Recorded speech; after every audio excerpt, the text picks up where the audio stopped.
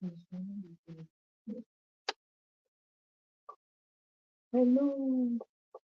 we are live. Hello. Hi guys. Happy Sunday.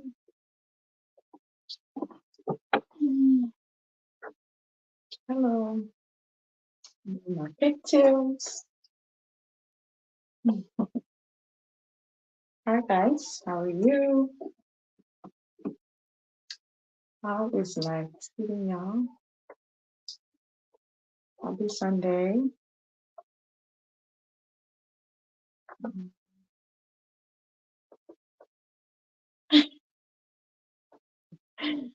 All right. Welcome to the show. Happy Sunday. How are you guys doing? We are here. We're streaming live on Facebook and YouTube. Your girl is here. What's up, y'all? Happy Sunday. Happy second Sunday, I think. Yeah, second Sunday. So tonight, let me make sure I'm not muted. Okay. You guys, how's life been treating you on? We are live. All right, let's do our due diligence. Let's see if we're live on all platforms. And let's see. I just put up here.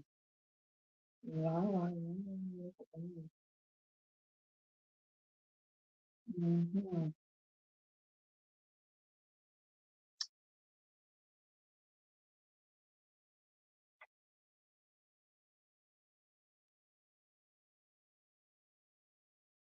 All right. Welcome to Let's Talk with Miss P. My name is Felicia. I am your host. I am here. I'm excited to be here tonight. We are here and ready. Who's ready? You guys. We are checking everywhere to see if we're live. You know, lately I don't think I've been checking the Let's Talk in this speech. Let's see if we're live. Let's see, let's see, let's see, let's see. Yes, we are live.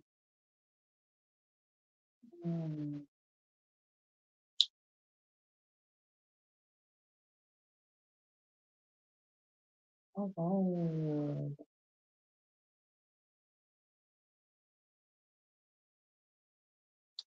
We're here, we're here, we're here. Tell your friends, tell your friends, tell your friends Felicia is live. Tell your friends she has come. Okay, let's go and share the show. You guys, where is everybody? You guys need to set your location, you know, you know. Yeah,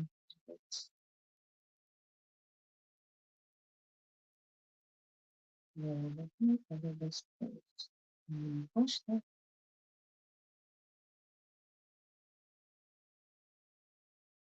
Post. Oh,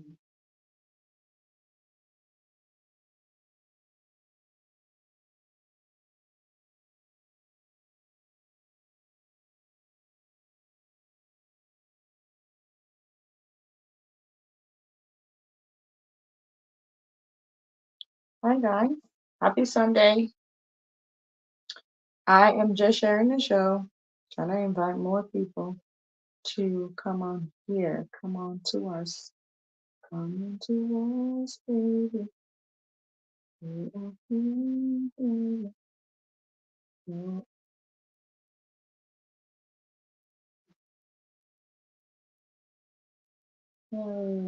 We're talking about marriage tonight, and somebody, they're probably gonna say, when don't you guys talk about marriages? Right. Last time we talked about marriage. Today we're talking about marriage.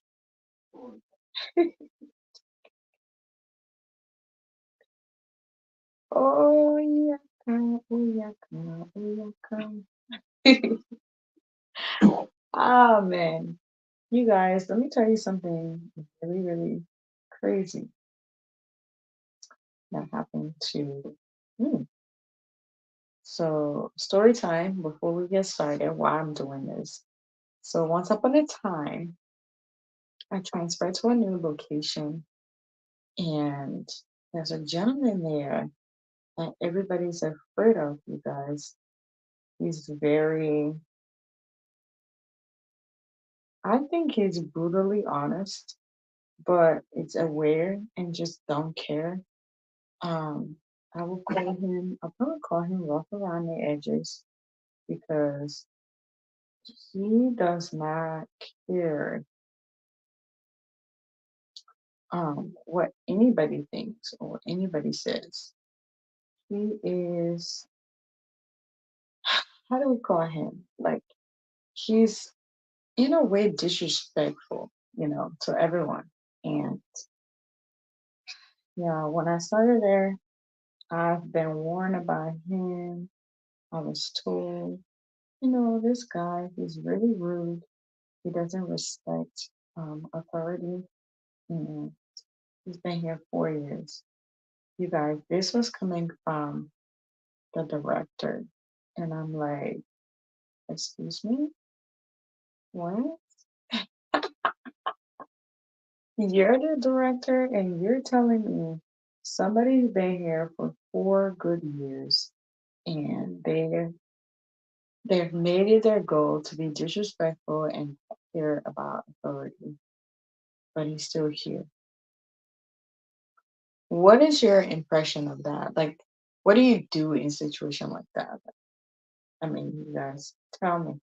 What would you do? What would you say? How would that conversation go?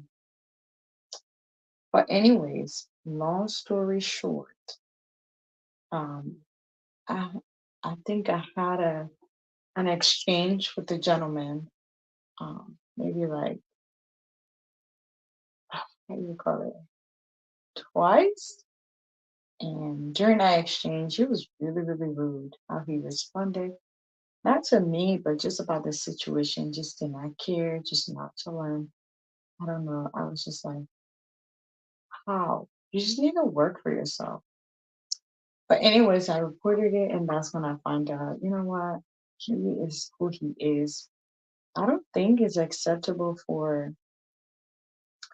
people to just accept any type of behavior from people, in general.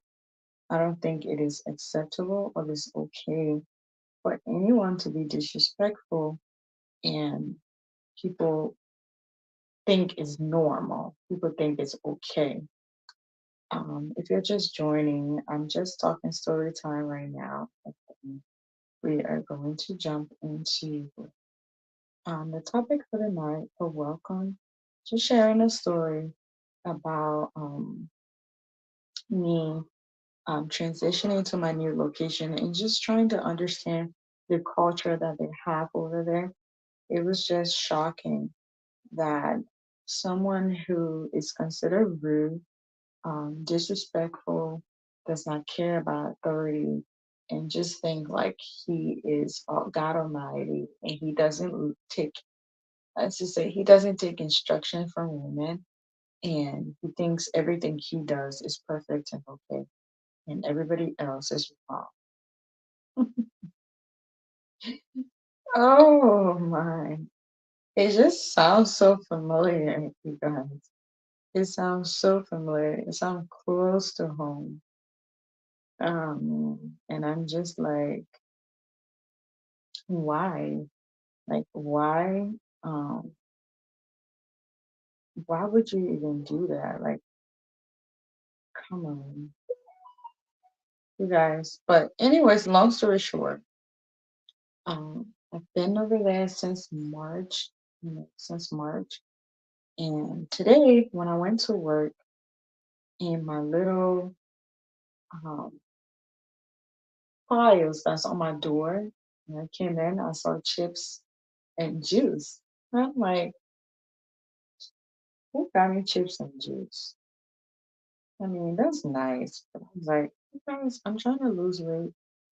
I don't want to eat this." But I took it out of there anyway. I put it on my desk. I thought it was somebody else, you know.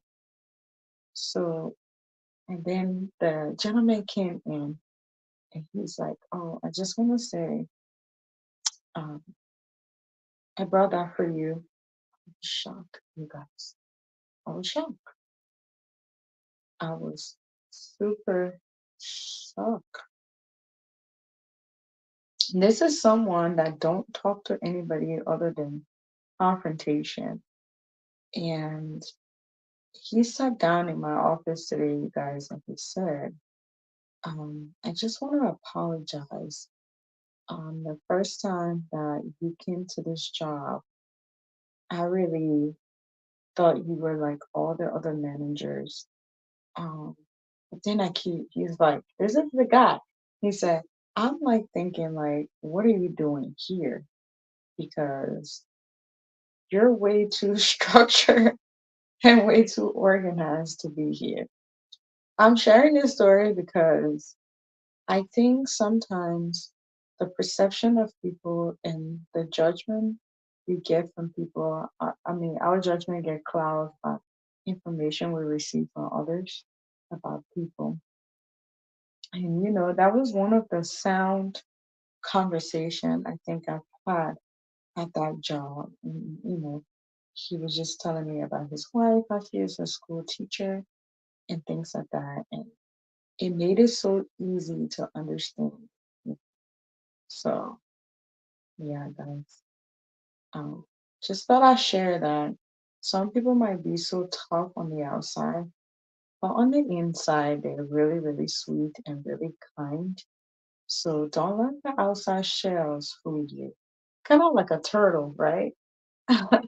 Turtles are they have hard shells, and sometimes you look at it and overlook them. But on the inside, when you open it up, it's a nice, sweet, fluffy piece of meat in there, and you can enjoy it. But with that being said, happy Sunday. Welcome to Let's Talk with Miss B. My name is Felicia. Tonight we're talking about, the churches encouraging marriage before sex.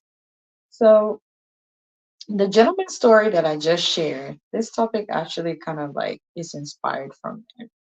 So he says something today that really like grabs my attention.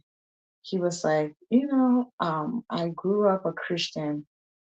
I grew up, following the Christian faith. But as I got older, he's a much older man. He's older than me. So he's like, I look at your generation and I look at the things that are going on, and I'm just baffled. And then he's like, my wife is still a Christian. I I'm just spiritual. Like I don't believe in any of the man-made things that they're calling God. And inside I'm just laughing like, man, he was doing so good and then now he's like falling off the bandwagon. So he said, and these are his words. He said, the churches nowadays are just so fake and individuals are fake. They're teaching people prosperity and they're stealing from people. And then the reason marriages don't work these days, I don't know how we got there, but he said the reason marriages doesn't work these days is because the pastors are trying to see if they can save um, human beings that don't have self-control to prevent premarital sex. They're forcing them to get married so that way they can have sex under the proper covenant. I was like, man, you said something so profound just now. And he's like, what? I said, what you just said, that was profound. Though that's a moment where you're like, you have a point. It's true. It's true. It is absolutely true. I believe it. I think um there's a whole lot going on. You guys, this was amazing. I just shared the show and I was able to what's the thing called? I just shared the show and I was able to talk to you and share a story with you. All right, let's jump on it. Let's get started. Welcome to Miss B. My name is Felicia. I am your host. Welcome all of our new friends and those our supporters. If you are just stumbling across this podcast or this platform, I want to say a warm welcome to you. Thank you. Thank you. You're not going to regret the fact that you clicked that follow button. I think we don't do too much on this page, but I think there's some few people who comes here and leaves a lot of really nice wisdom. And sometimes, you guys, I go back and rewatch all of the show just to kind of like learn. Because sometimes just sitting here hosting, you lost some key points in the show. So sometimes I like to go back and rewatch them. So I am sorry if I can come live during the time that is on your end. But I strongly encourage you, if you're driving somewhere, just plug it into the car and be listening to it. There's things you're going to learn from it, or there are things that we may not know that you could comment on it there and share with us. So, with that being said, welcome, new friends. Shout out to you. I think I have a feeling before September 29th, we're going to hit that 5,000. We're currently sitting at 4 point something thousand follow, and we are engaging. You guys, Facebook is sending so many updates. I probably should be sharing these with you guys, but we are doing really great. If you see me like sharing these funny videos and things during the week, I'm just trying to keep the page active. So I strongly encourage you to help me out. If you don't know, you can actually review and leave rating for this platform on Facebook. Just go to my page and click on reviews. You can actually review this platform. I strongly encourage you to assist and help us in doing that. Okay, that'll help us a lot. But just want to say shout out to you, all of our A1 and Day One followers. We appreciate you. We say thank you. Thank you for always showing us love and sharing the show. We say welcome to the show. It's Sunday. You guys, I feel like April, oh Lord, I'm trying to go back to April. Um,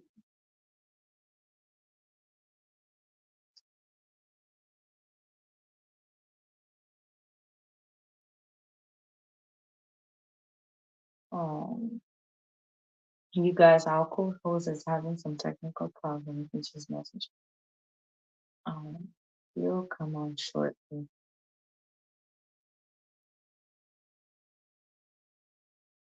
All right. So we usually typically start the show exactly, you guys, exactly at um, 9 o'clock. But welcome. If I'm talking to quietly, kindly,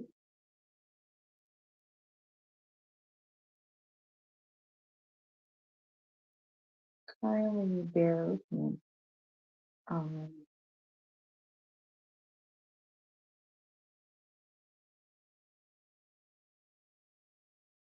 kindly bear with me. Let me go on here. Oh, it's going.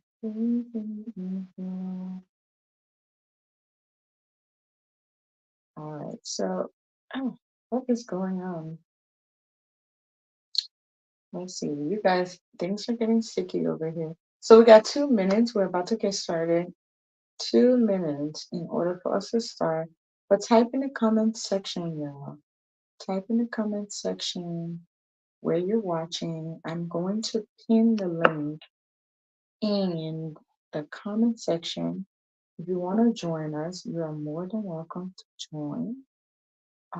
It is going to be a nice one tonight. I have a feeling. And we're going to do great. So So I just pinned up the link in the comment section and we're about to get started.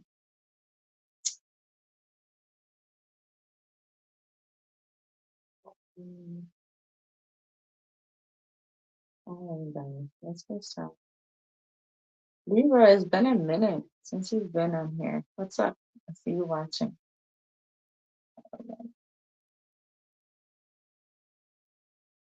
Thank you. All right, guys. I just pinned up the link in the comment section. It is 9 o'clock in the next few seconds. So let's go. Let's get it. Let's get it. Let's get it. Let's get it. Someone so there's a lady, let me share one last story with you guys, then we get started. So there's a lady at my job. There's a lot of older people, you guys. I get so much wisdom from people at work. So there's an older lady. She's actually been going through a lot recently. I started over there in April, and I believe she once I started. No, I started in March. Excuse me. Ooh. I started in March, and this lady, she felt so comfortable. She shared with me. She's like, "You remind me of someone." And I said, "Oh, I hope this I remind you of good things and not nothing anything bad." She said, "No, no, no." So apparently she had lost her only son right before I came in. And, she didn't share that, but she just said, "You remind me of someone." And I said, "I hope it's good thing." She said, "Yeah, it's good thing." So she has three girls, and then her only son passed away a week before I started at the job. And, she was always quiet. She just sit there and just stare blank. And it looks like she was going through that. And, as time was going on, she also shared with me that she lost her, oh, oh, what happened? Did I mute you? All right. I hope you're okay. No, I'm not really okay. I'm using my phone. And interruptions will be Oh, coming. My computer is not still coming on. So oh no. Is it because it's not charged? yeah, I'm not sure. No, Oh, oh no. All right. So I was just sharing a quick story. Sorry, man. I was just sharing a quick story about a lady at my job that lost her son. And then she shared with me that she lost her sister, her sister that she's really close with. She lost her sister like 3 weeks after she lost her son. And then recently, last month, she's been trying to, process that and grieve that. And her sister that she lost, her daughter passed away last 2 weeks ago. And, you know, she's just, but I feel like she has a really great spirit for someone who has every reason to be like stressed out and call out and say, "You know what, I'm depressed, I don't feel like it." But she literally wakes up every day and come to work, and she's positive and she does everything. But she keeps telling me I remind her of someone. But then she finally came to me and said, "You remind me of my son because no matter what is going on, he's always smiling, like always happy. I can come to work at 4 a.m. in the morning and I have the energy and I'm laughing. Like, I don't know, I'm just cracking jokes. But some people don't like that, but I think it goes a long way when you can indirectly sympathize with someone. And I just feel like, wow, if me just smiling like help her today is more than anything. So that was something amazing somebody told me that I've done for them because over the weeks or months I've been over there, that me just smiling makes her feel like, my son is somewhere smiling. It's really odd, right? But yeah. But anyways, welcome to the show. Tonight we're talking about marriages, the encouragement of premarital sex before marriage. I know we've talked about this before, but not in this context. Um, you know, you guys, our co-host is having some technical difficulty. And tonight, I will be hosting the show. Probably he'll be watching or he'll probably jump on. But anybody is encouraged to join the show tonight if you would like to. If not, leave a comment and that way we can address each and every concern or thought process that you have to offer to this topic. All right, let's jump into it. So, um,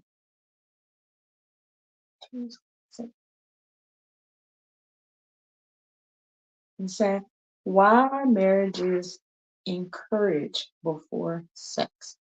Why sex is discouraged before marriage? Kind of like flip it. Why do most why do most people or in the African community do not encourage uh, obviously nobody's gonna want to encourage sex, right? Um, hello?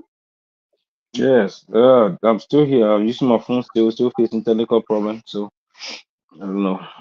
Okay. But let's be talking wherever I can make it, I will do so. No? Okay. So it said, why are marriages encouraged before sex? Is it advisable? Let's talk about it. So I'll go ahead and start. I think most people religion is what affect those decisions of having premarital sex before marriages. Um, and this topic came about, if you missed it earlier, there was a gentleman I was talking to at work, and he said something that really, I was like, that's an interesting one. So he was talking about how the young generation marriages are not working and people are just very hurt and mean and ready to walk out. And he said the problem is it's not that they don't want to be in a relationship. The problem is they are feeling the pressure to get married, so they don't feel like they're sinning by having premarital sex before marriage. And I was like, huh, I never thought about it that way. I never really thought that, churches, especially modern churches, you guys, I like these modern words. Modern churches, I feel like they're not really concerned about preparing and equipping individual to be, uh, ready, marriage minded, ready, and train and understand the biblical ways of running a home, a family, and things like that. But instead, I think they're just looking for the numbers to be. And as that gentleman said, instead of you feeling bad that you're having premarital sex, you feel like maybe if I get married, then we can engage into that activity is okay, and I don't know why that's okay. I don't think, guys, I'm about to say, I don't think either or. I wouldn't encourage my kids to engage in a premarital sex before marriage. But again, they're human being and they're gonna, if they're adult and they're gonna make decision on their own. My job is just to encourage them the responsibility that comes with the practice of premarital sex. And I think that's where the churches are failing.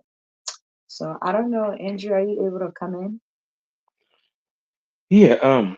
This topic is great. I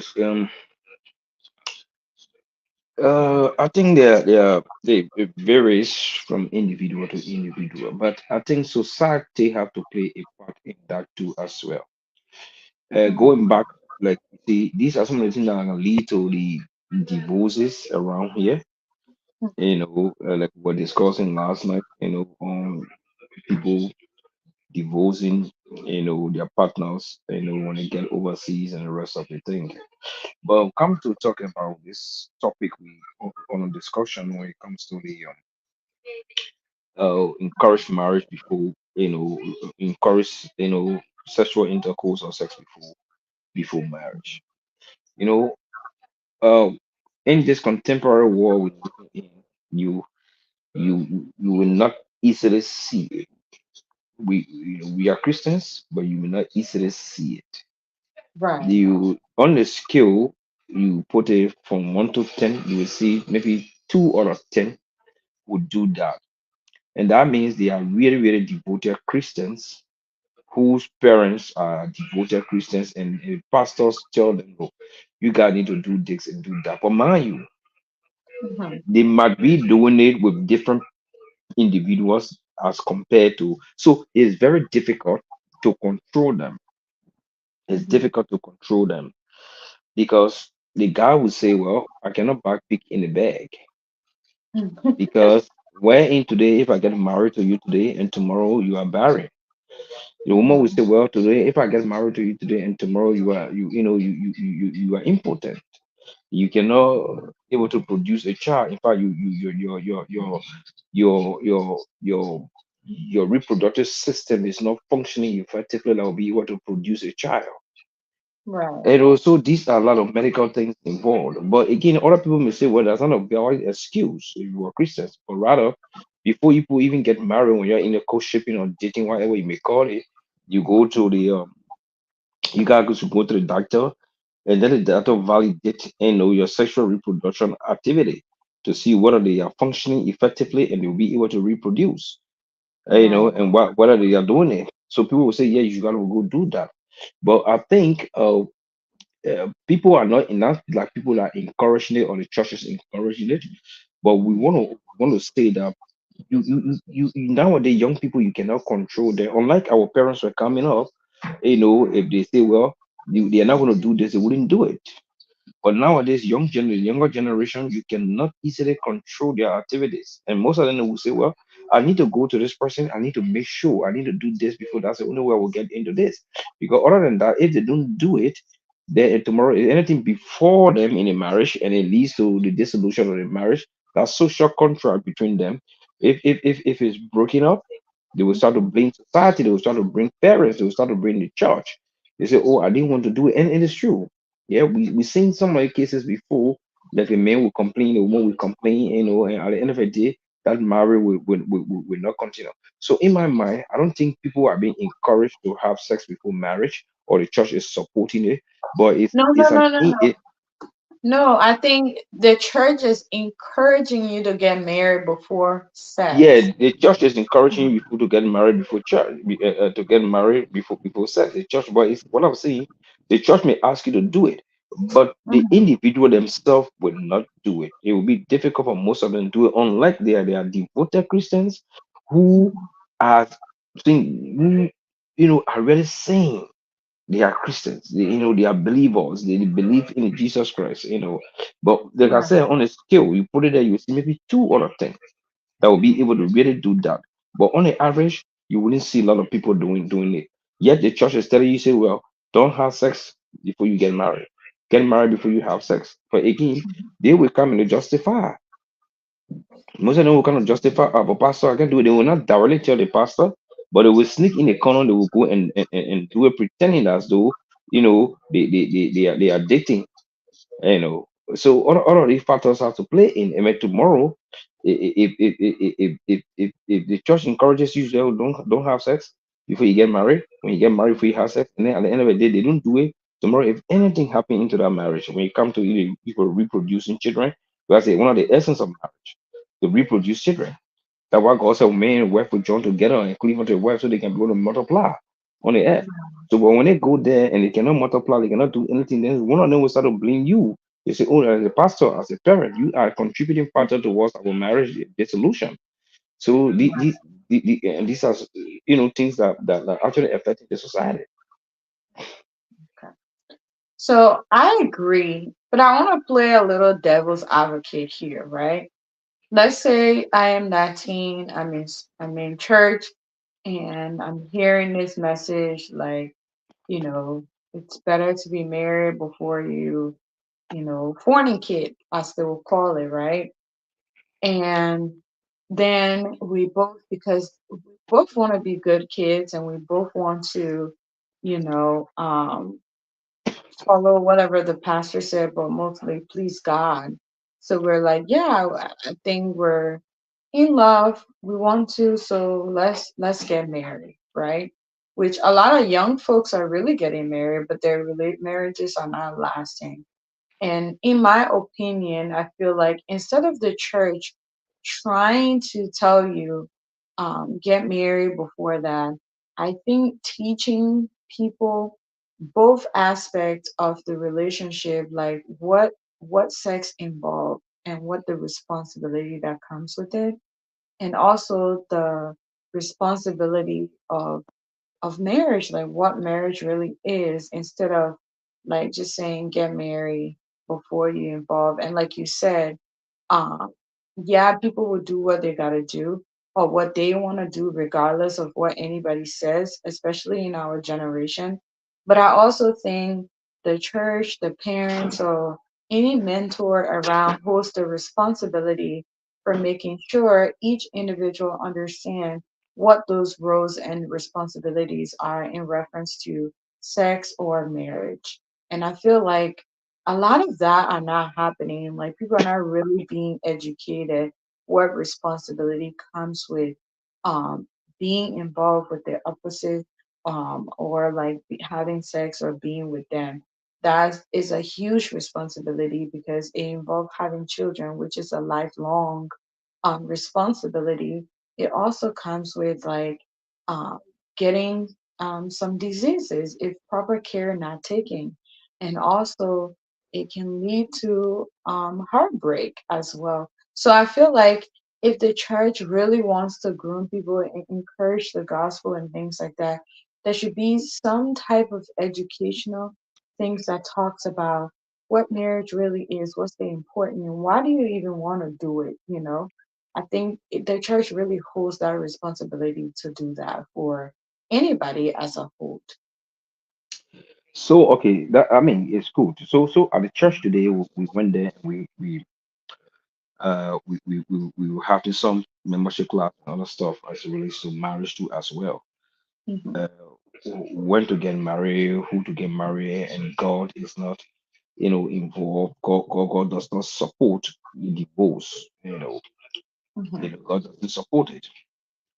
Yes, the church has a key role in playing that, giving pieces of advice. This is why before you even get married, they will also want you to do counsel and do a counseling before you get married. Right. And they should tell you about the implications of marriage. What are some of the things that involved into marriage? The good, the bad, and the ugly of a marriage. And so Yeah. I said it today. The marriage is the process that ends this lifetime process where the wedding is just an event for the day, but the marriage goes beyond. Right. So before someone gets married, and the issue of the sexual thing there, which is that's a role of the church. But again, like I said, nowadays the young generation wouldn't want to listen to those things because during those days, the Orthodox, the mainline churches, they will stand firm on it. If I even found out that you even have sex before you get married, you have sex, obviously the pastor will not do it. And we were used to talk about the same marriage, but then the pastor was also talking about it's because God does not allow divorces, Hmm. so he does not support divorce. So what he as a pastor, he wouldn't allow anybody, who is in his church got divorced and then come in as in church and look for another woman and get married to that woman. If you want to go outside and find a woman, fine. But he would not, marry you people up in a church because God Right. does not encourage marriage and divorce. But come to talk about it, like that is the church role the church need to play, so that people can understand, because the fleshly desire will always be there, but the individual involved should understand that, well, the Bible frowns against this one. We should not do it. And the pastor, who is a spiritual head of the church, tells you, well, you should not do this. And then you went on and you're gonna do it. So tomorrow, when the negative aspect come up into that, and you want to blame the church. So yes, the church is there to guide us. The church is there Right. to encourage us to do the right thing. That's the reason why the church is there. But if we do not listen to the people and go ahead and do something else on our own, there will no form reflect to the church. So most of the pastors will say, "Well, I said what I have taught you not to do." But it's good to give them the key principle biblical teaching that will understand it that well, this is what the Bible says. Because, like I said, if I put it on a scale, it would be two to every 10 couple. We Yeah. abide by that law. But nowadays in Christendom, unlike before then, the mainline churches, they were very key to it. They were very key to it. And they knew very well that if you did that, I know my pastor, my current pastor back home, he had been with wife for almost 40 years. They have been married. I think they come February celebrated their I think 36 or 37, 37 or 37 wedding anniversary. Right. And I tell you what, both of them they have been together through that task that is only work he has since then because of the church they came from. The woman was young, he was young. And when they got together, the church said you gotta continue it. So yes, the church has a key role to play in it. But then look at the individual, then look at the people involved Right. nowadays. Okay, even if you told your child, well, you got to avoid sex until you get married. Hell, young children nowadays, especially they are in all our activity in school, in other activities, they get into activities, they seeing they mingling with different friends, different kind of group of people, and then they seeing different girls, seeing different men passing around, talking, young children passing around, and they want to, you will not happen to settle down. You wouldn't have to settle down unless they found someone to say, well, I'm going to settle down today.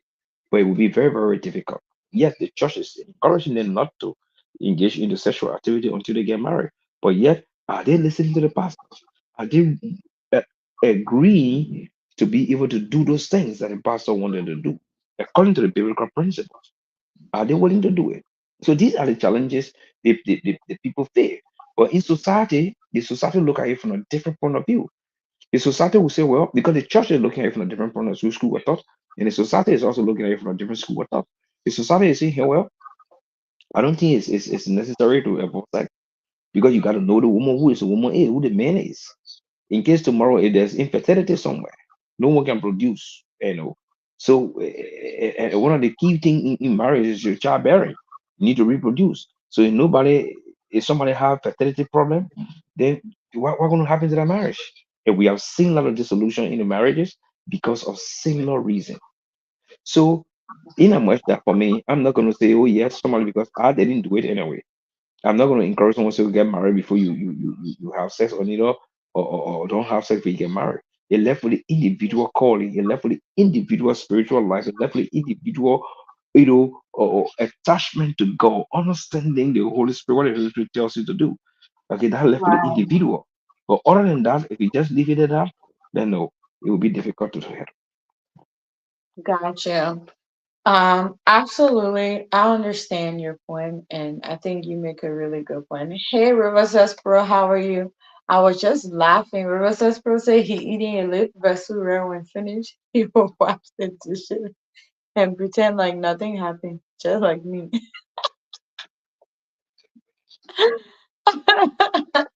Oh man. When I only do mine when nobody's home. When everybody's at work and I happen to be home, I want my little food and eat it by myself.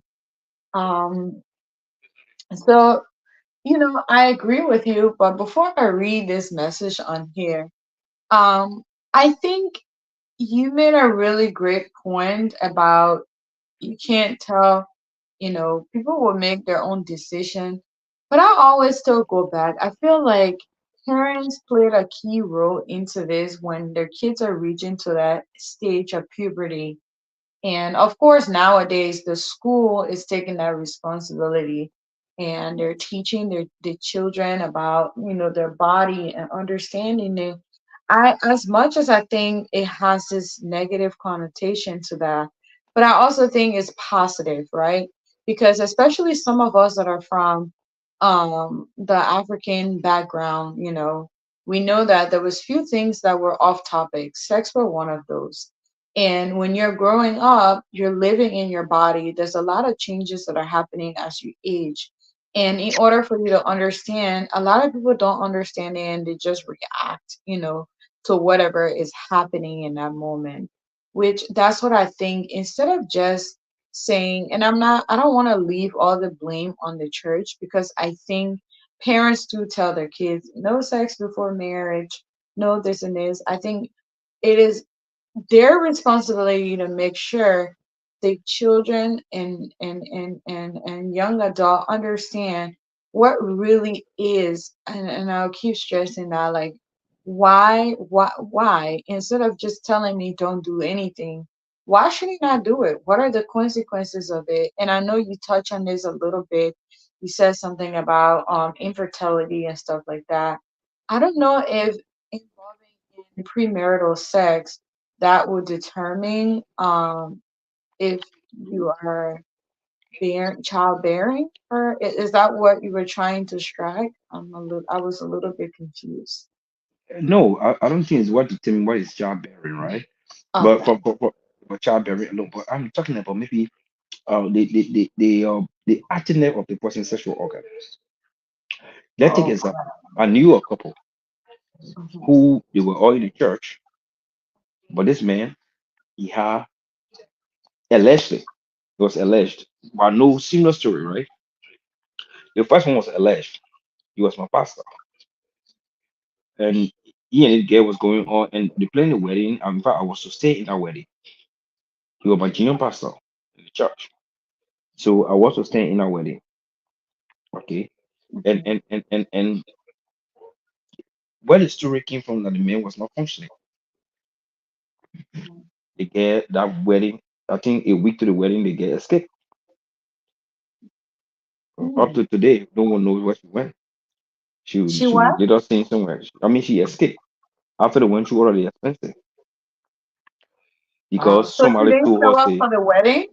yeah, she didn't show up for the wedding because somebody told her. It was 1 week to the wedding actually, so she decided to leave because somebody told her that the man was not functioning. A man who was not functioning.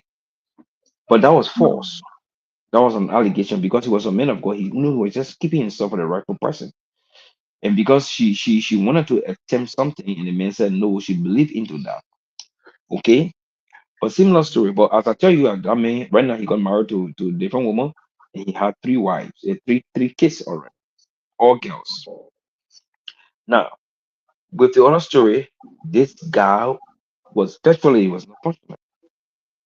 So with the experience, most of the people will not want to venture into that because it's part of it's part of marriage.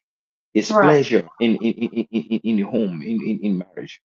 So nobody wants to go into that and see a man who is not sexually active. No more. That's why I bring about cheating. The man will just wake up from there and go. The woman will wake up from there and go somewhere else. And then she'll be very, very unfaithful into the marriage. You see? Unfaithfulness is part of most of the things already. But you see, she would just go. And she wouldn't talk about it because she want to keep it secret. During the issue of infertility era, the person will not be able to pay. This is why I said you may be able to go to the hospital to validate, to Right. do a test and know whether you know the issue of fertility is okay. That the woman, she's not bearing, the man, that doesn't have low sperm count or all that kind of stuff. You do all of those Right. checks and you make sure he's strong. But that can only work with people who are strong faith, who are in the Christian arena. We are strong, whatever.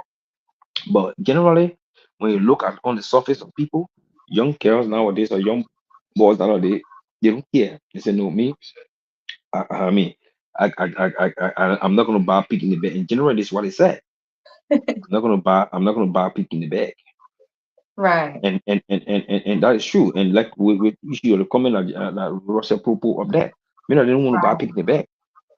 Yeah. Do you think it's peer pressure sometimes? Like they feel like they have to because there are other women around that might take their attention, or other men that might take that person attention. And it's kind of like a social thing that everybody's doing. So what's the point? I think peer pressure has a role to play in it, but it depends. It varies from individual to individual. And like I will tell you, fee, you know, growing up way back in Habel, I knew my parents, Mhm. my father, your father, your mom, my mom, my uncle, and the rest of the people. Those are the people we grew up around. Don't you know why your brother, the pastor, is still Mhm. cleave up to his own wife today, his childhood wife, woman, girlfriend? Is because of that principle that people give us. Right. They live, they tell us to follow. Okay? And it is because of that you see most of these things, happening. So for me, I don't think peer pressure can carry me. I don't know Right. about Every Rosa Pro. I don't individual is think peer. different, So right? it depends on individual. Because Yeah. if I would have been influenced by friends, but now I would have been a drunker. I would have been a I know smoker. I I'm would have hearing been taking echo. in weed. You hearing the If echo? Yeah, I don't know if I can use it. you I gotta go think out and come I'm. out in. Yeah. You It gotta might go be out and come out something. in. Okay, all right. You know, Um, so there's things that happen like that, and you do understand because sometimes these things happen. Because like I said, then I would have been a drunkard. I would have been someone who under the influence of alcohol and weed. Because I grew up with people, bigger brothers that most of them that were doing the thing, drinking, smoking. Send me to even buy it, but I never put it in my mouth one day. Even as a child, we didn't know our rights to do it, to not even handle those things there. Okay, but so I cannot. I have some friends who will do those things, but I never one day got easily convinced to take in alcohol. You know, alcohol drinking alcohol now is a different thing, but to be yeah. intoxicated fully, taking in opium, weed, and all that kind of stuff, no, I wouldn't do that. So peer pressure, yes, other people they can influence other people, but for me, no. So in a much that they have a way into in the society, but I think individual action is key as compared to peer pressure being be influenced by peer pressure. Okay. All right. Thank you for that. Hey, Rivers Espero, welcome to the show. Yeah, yeah, yeah. Thank you, guys. Thank you. But you finished that Vesura Faso.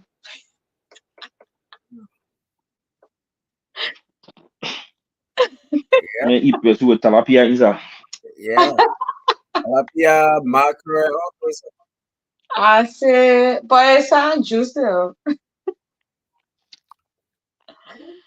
Yeah, welcome to the show. So tonight we're talking about why is it advisable? Why are marriage encouraged before sex? Like why should you get married before you have sex? You know, um, is that an advisable thing today in our society? Yeah, And you know what? You know what? Sorry, just a quick. While we're talking about this topic, I was thinking about something else, and I think maybe I should make it another topic. But I was thinking about, is premarital sex encouraged because of birth control? I don't know if that's a total different topic to discuss at another time, but I was just thinking about that. Go ahead, River Cespedes. Sorry. see, something not right. Let me leave off the laptop and go on the phone. I don't know. Like, um, Okay. All yeah, I'm right. hearing you talking. So, I don't know. Okay. All right. Yeah, so as we were saying, you guys, if you're just joining, we're talking about um premarital marriages before sex. Is it advisable? And as we just heard from our brother and co-host Andrew, he just said that, he gave us so many examples and things like that. Now, the thing where I feel like some people saying can't buy pick and bag and things like that, I think that's also that concept that's making marriages are working. Because as a young lady, if you're saying, or the man is saying he can buy pick and bag, and he come to you and try you and leave, then he go try another one and leave. Like how many pig you gonna be trying before you bag it up? You know, I just think about it because it's like, okay, is as much as sex is a major part of marriage and things like that, is it? I feel like people are making it as the only thing about marriage, and that's what is kind of hurting. So that, and I might be wrong on that. I think yes, it is important for you to be intimate and connect on different levels before you get married. You should know your partner if they're sick or there are any problems that you need to know ahead of time. If that's something you want to pursue after you find out, then that's okay. But I think people are not very honest these days and they're not straightforward. So they use this whole by picking bed as an excuse, in my opinion, as an excuse to just be in activities that, and then you get involved with that person physically, and then after that one, and then you leave. And now there's this saying going around where they're doing body counts. Like basically, how many body counts are you gonna have before you actually find the pig to bag it up, or to find the correct pig, as we call it, by picking there, the correct person for you in order to make it. Hey, can you hear us now? Yeah, yeah, yeah. Can you guys hear me? Um, yes, yes. Yeah, much better. I don't know what happened to the laptop. It was echoing. But anyway, this you guys always come. Hey, Andrew, what's up, brother? I'm okay, Oh, bro. What's up with you? oh, my people then wifey calling me. Jesus, man, what a wrong timing. Oh, see, You gotta let answer me the answer the one. call before they tell me I come out big girl. All right. Yeah, it's okay. Alright, guys. So it's been a crazy, crazy. You want me to take you out so that way you answer? Okay. So, you know, I'm just thinking about it. So some would say, um, some women, how do I put it? Someone said women nowadays are very, very promiscuous.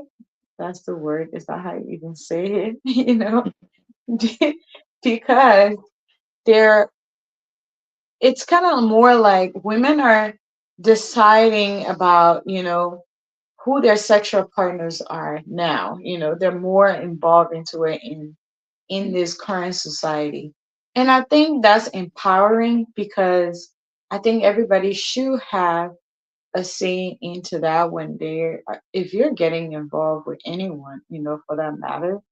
And I agree with the concept of not buying picking bag, but I'm also just thinking like, are you just doing it because, like, I don't know, I just feel like sex is kind of something that you learn and you grow on with your partner. I may be wrong, but I feel like it's not something that someone needs to know. Someone masters that before they get married, even though I feel like it's an important role. And yeah, it's important because maybe everybody has different sexual drives, and they want to get that partner that they're on the same page with. But I don't know, something just Amy just tells me you can communicate with someone and and still find out that instead of actually getting involved in the act of it. I might be wrong, but I just feel like people find all the excuse in the book just to be in part of that act. Hey Dora, welcome to the show. Why are you putting the eyes? You're looking at me. Dora's watching tonight. Put the eyeball and say, "Oh my God, Felicia." Yeah, but I just feel like it's part of a relationship, and I know in our community it's something where we shy away from talking about because it's like, oh no, that's private talk. We can't talk about it. But I just feel like the more we talk about that in our community, the more people understand that it's not bad, but it's something where you need to be. And I always go back, it's all about responsibility because I feel like a lot of people are not already responsible, and then they get involved in that act of it, and then they jump into a marriage and they're like, oh yeah, this part is good. But I feel like the sex part will just cloud your judgment, and you might just focus on that, and everything else, when it's time to fall in place, it doesn't work.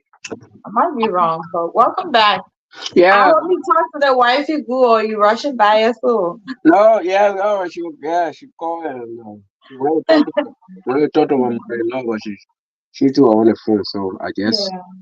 yeah. But this is a very interesting topic, and It is. it's great. So with the comment I wrote over that fee, Mhm. firstly, let's look at the I mean, let's look at the pros and the cons of uh marriage before sex, right?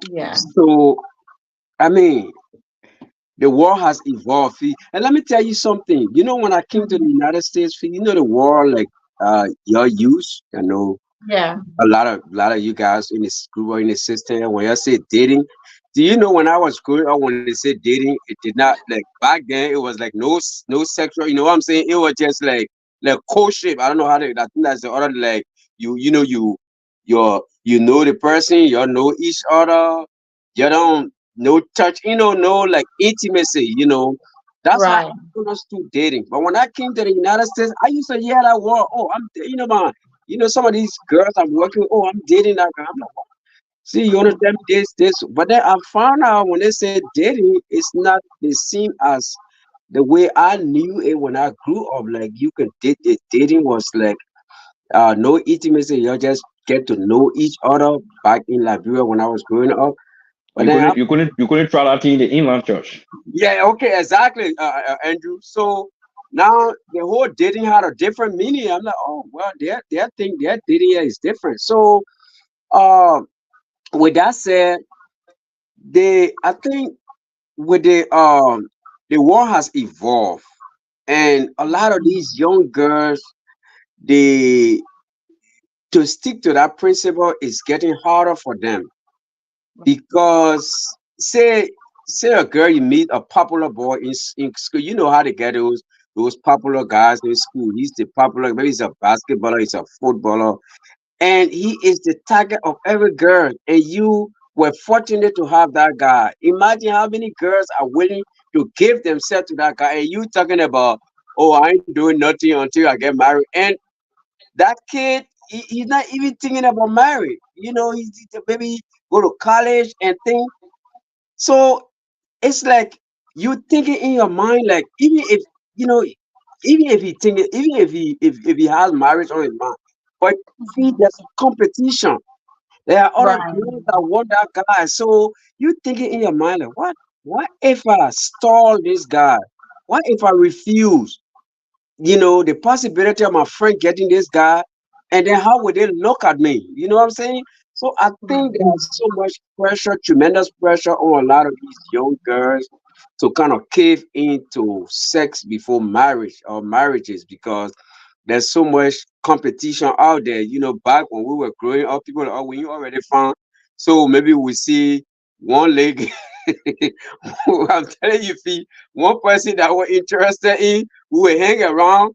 But nowadays, like in the United States, the popularity is popularity is something here. In school, I mean, in colleges, there's so much competition. Back when we were growing up, it was not that much competition.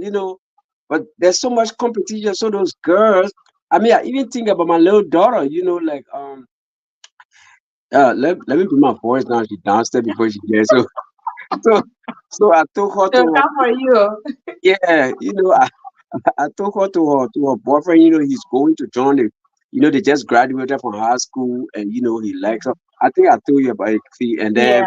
so he's going to be in the Marine. He's going to be in the, he's going away. So when I just thought on it. I say, I mean, imagine if he goes, there's that possibility he might come back. You know what I'm saying, Fee? He might, it's not a guarantee. I mean, I'm praying, because he seems like a Yeah. good kid. I met him, I talked to him. After I talked to him, my heart Yeah. came Oh, I'm out. so happy. Yeah, thank you, Fee. Thank you very much. I kind of like got moderate with him, talked to him. He's a cool kid, a nice kid. But I'm thinking like, oh, he's a good kid. I mean, there's a possibility when he comes back, and my daughter, she's kind of like a shop, but she's not, yeah, they're not, that discipline that me and her mom, my wife is, you and her say that she won't say nothing. She's a shy, she's a quiet person. So my daughter is Mhm. cool like that. So when I'm thinking like, I mean, there's that possibility that if he comes back, if whether he will stick to his plan with her, or he might, so all those things are the pressure that a lot of those young girls and those, especially the girls, I think the girls are under more Yeah, pressure than the guys are. That's what I think. And to another point before you got me, I think I'm looking at the racial, like I always say, I don't want to bring my own kind down, Steve, yeah, but I think with the black race, I think the level of intolerance or the level of I can't wait is higher among African American, among blacks. And when I say yeah, because when I say African American, maybe not typical African because the way we came up, maybe some culture like the Nigerian, the Ghanaian culture, and it's some culture do really really stick to that. But I think the African American, because I have known a lot of white people in my church, and I don't know. I mean, there's no reason for them to lie to me, but I've seen young people that they start from grade school, and they come up together and they don't really sleep together. When they go, I remember I used to visit this one white lady, when she when I go visit her, her son boy or son girlfriend, the girl come and sit and she gossip, she tell me stuff. She said, Abraham, when they come, I don't let them, they don't go in no room. He sits on this side, we sit we sit right between them. Yeah, so I think they do it like that though. So but I think with the black community there's so much openness, fee. When you hear some of those things, those 18, 16, 17-year-old girl, it feel like I come from the children more when you hear it say, you're afraid. So I think they are too exposed, maybe because of their environment as compared to the white people. I don't know what you think, but that's just my own opinion. yeah. That's a great. That's interesting. I grew up with. I think I would say I've had my fair share of both. Like side of everything Mhm. because the high school that I went to were predominantly white high Mhm. school. The middle school I went to was the same as well. Mhm. So what I do, and I think it had a good handful of black people there as well. Yeah. And it also had like, most of the teachers did not look like me. I would say maybe about 75 or 80% of the teachers did not look like me. And, it was just few of us that was in there, Yeah. and the few of us that was in there, I would say maybe about 3% of us were actually like tying with like making higher grades, like above average grades, like not there. And the few of us that look like me were not, performing at that Mhm. level, you know. So looking at it, I think one thing I would say, I think they're both demographic. I think they both do the same. It's Mhm. just in a different way, right? Yeah. Because I would see my white friends or my white schoolmates, they were involved into other activities and things that will lead to that, right? Yeah. And then, but I think because the black community, like we put everything up front, like I said, we like for people to see us and everything is not hitting. Yeah. So, and also, like you said, environment do play a key role into that as well. And also, we also have to understand like most of the black homes are single parented, Mhm. so a lot of two parents are not there. There's two different household rules. Maybe dad is involved with the kids, but dad has his set of rules with his new wives. and then mom may have her own set of rules, and there's that clash between the kids. And then when they become teenagers, they Mhm. start to do their own thing, trying to find their identity. And that's why, I talked to somebody once and they're like, my kid is turning 13 and they're doing this and doing that. And I'm like, you have to understand there's three things happening, right? I was a teenager before you get to that teenage years. There's so much you're juggling that your parents can't relate to. They can't really understand what's happening, especially what's happening at school, what's happening with you hormonally. Like you're trying to figure out and find your own identity.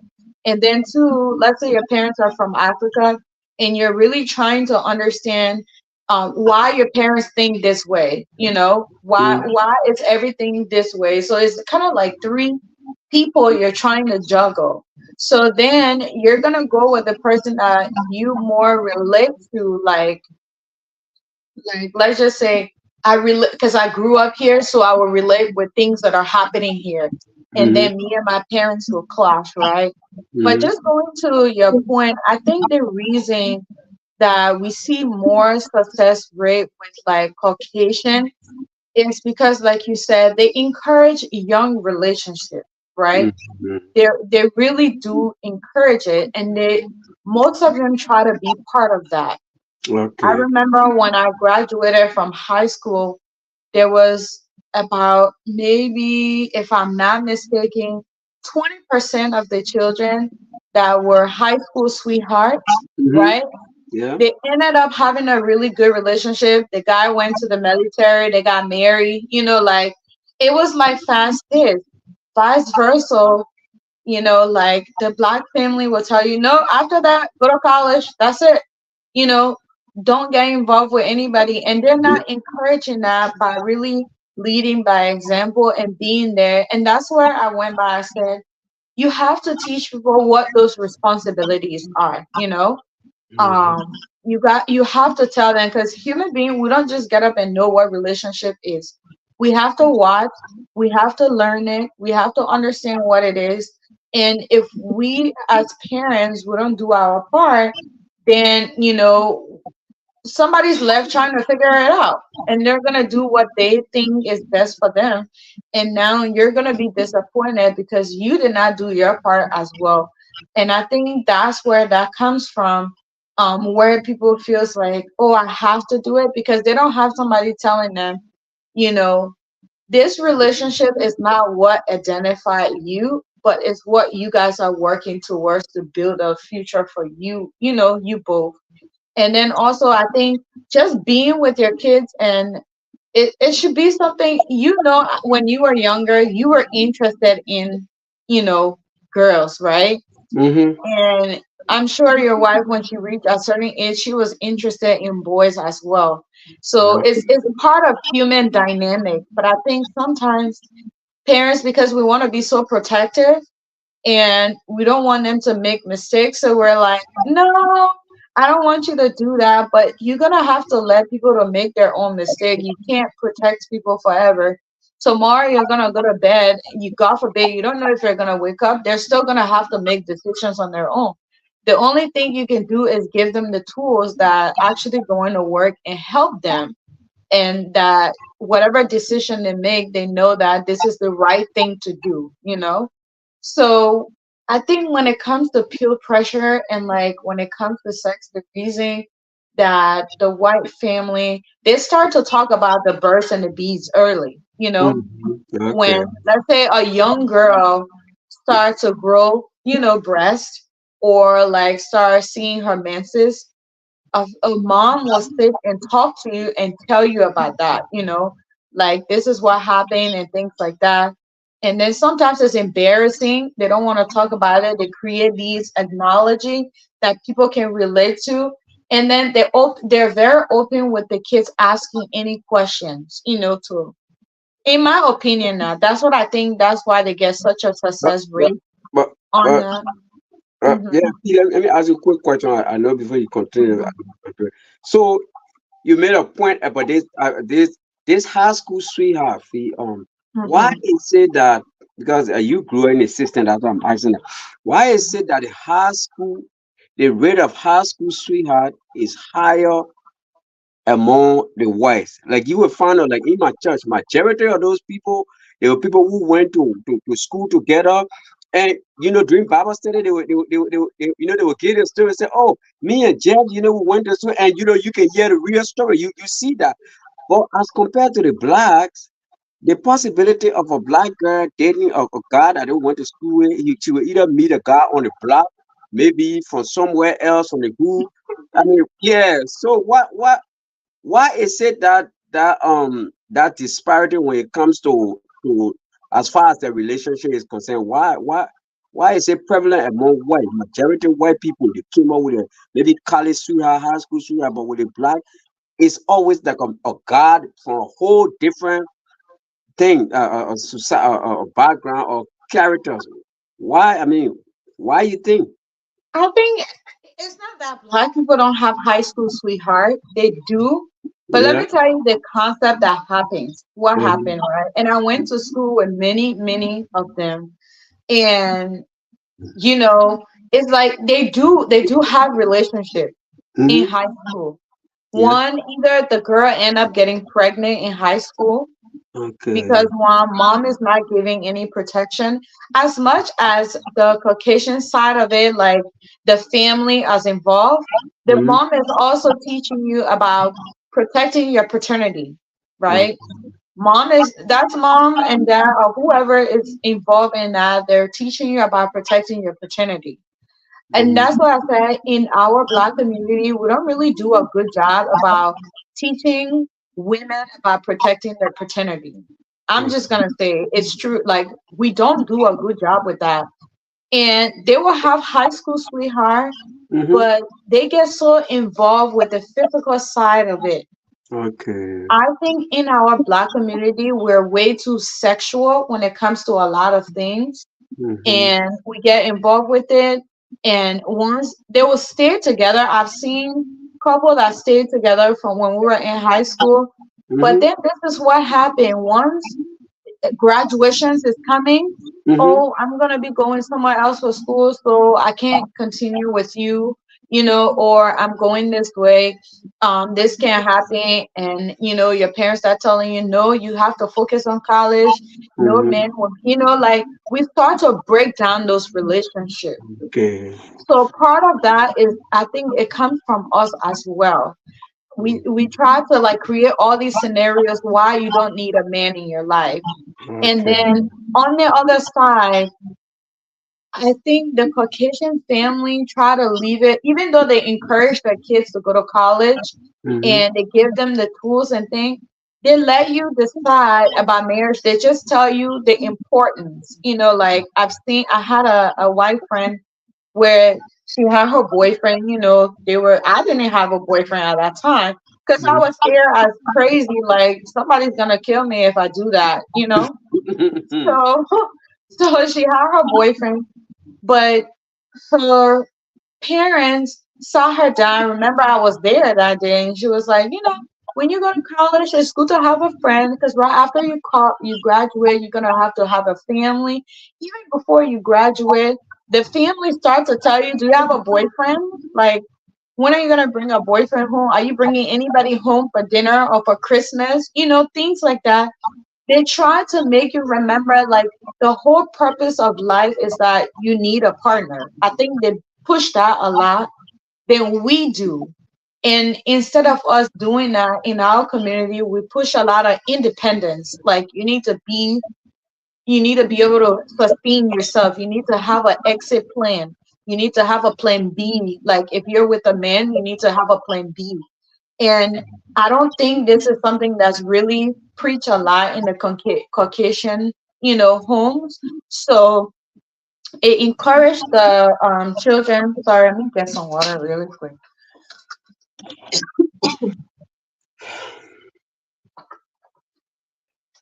Yeah, So I just think, before Fee concludes, to uh-huh, add up on that, Mm-hmm. you strike a beautiful point, Pro. Yeah. It's a vast difference in the African community or in the Black community, and then the Caucasian community. Like Mm-hmm. Fee is saying, there's something that people talk about when it comes to this protecting your paternity. Mm-hmm. They don't want their children to get into a relationship and just have children. Yeah, Yeah. they don't want. But if you notice in our black community, you will see that a gentleman will have a three different kids for three different mothers before you even get married. Mm-hmm. But True. that is rare to find it in the Caucasian area. Mm-hmm. Something. So the people are open to their children and tell their children what is good, what is bad, and what is ugly. For us, we will just tell you the ugly side, the That's high true. low. We just tell you the Yeah. ugly side. And then we'll not guard you. They will do no guardians and with their do the and for us to understand to force something in our head. And our children don't care. Yeah. Because most of them, because some of them they are celebrated, they are stars, they can play basketball, they play soccer, they play the piano, all that kind of stuff. They feel all the girls will run behind them. And then so their attention will be around all of the girls. But if you find out the other white children, I mean, the church I went to, the pastor was talking, we're talking about marriage issue.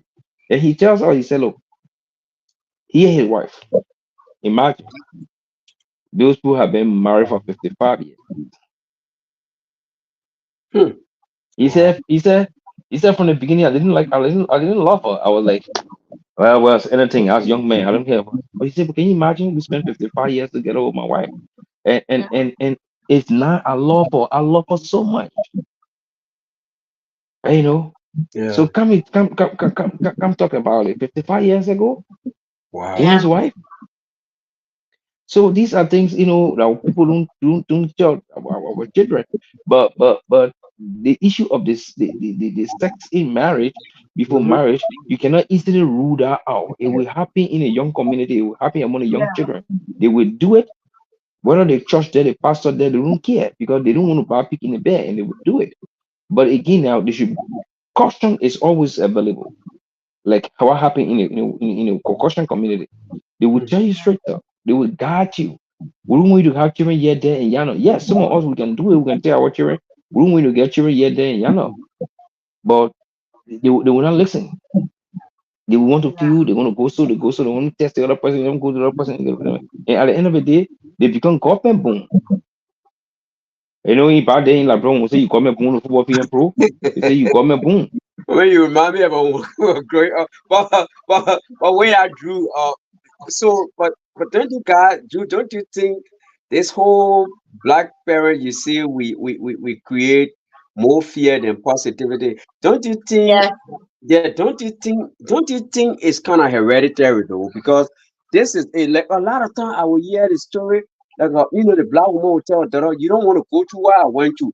So I think it's just being, don't you think it being passed? Because for example, let me just use Fee as an example. Say Fee had a maybe Fee had children outside of marriage, Fee had a rough level you're coming on.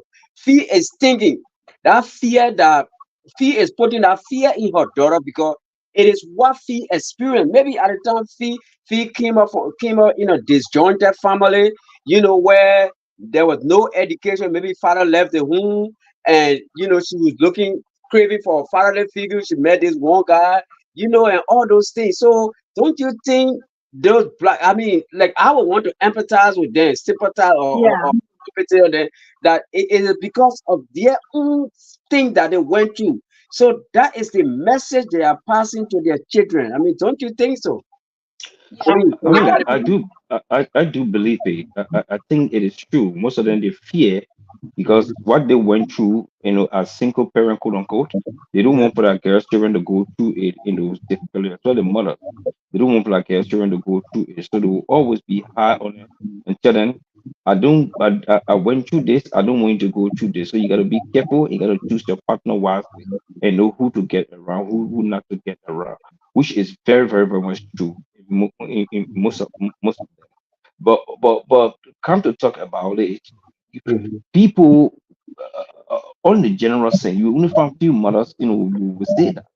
yeah. So it is so difficult to really determine who Yeah. is doing the best right thing and who is not doing the right thing. Okay. Right. I agree. And I definitely sympathize with that. And I think this is actually one of the major things that people would say marriage before sex, because they're talking from the standpoint of, I had a kid out of wedlock and, I don't want you to. So when you get married, you can do all you want to.